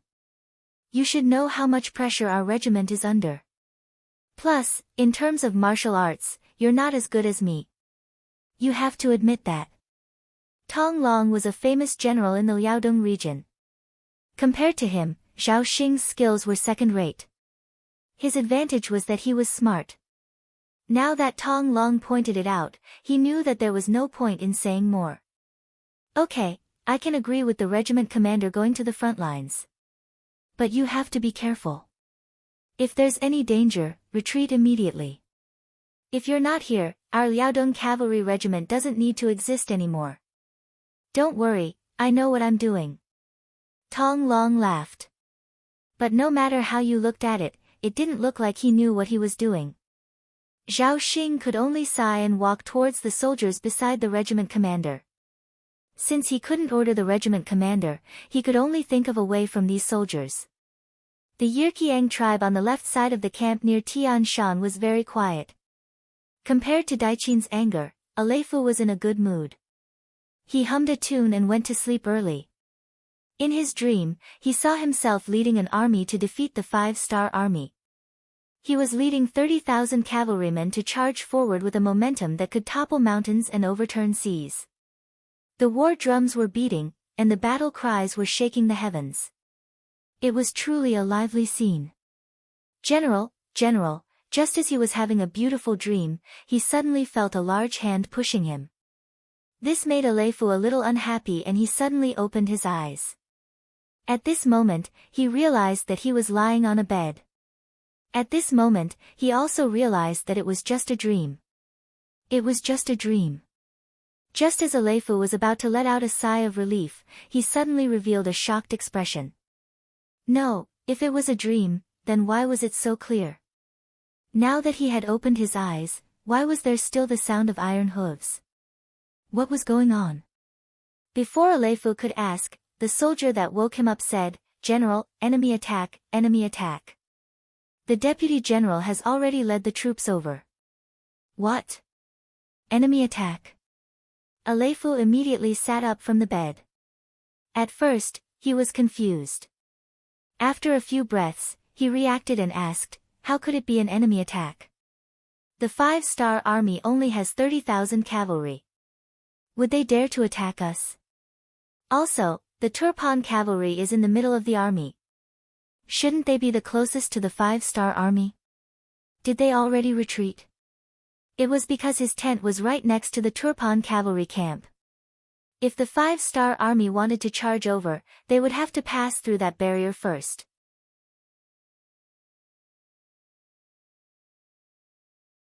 Aleifu was caught off guard, and now that he heard that there was an enemy attack, he naturally felt helpless.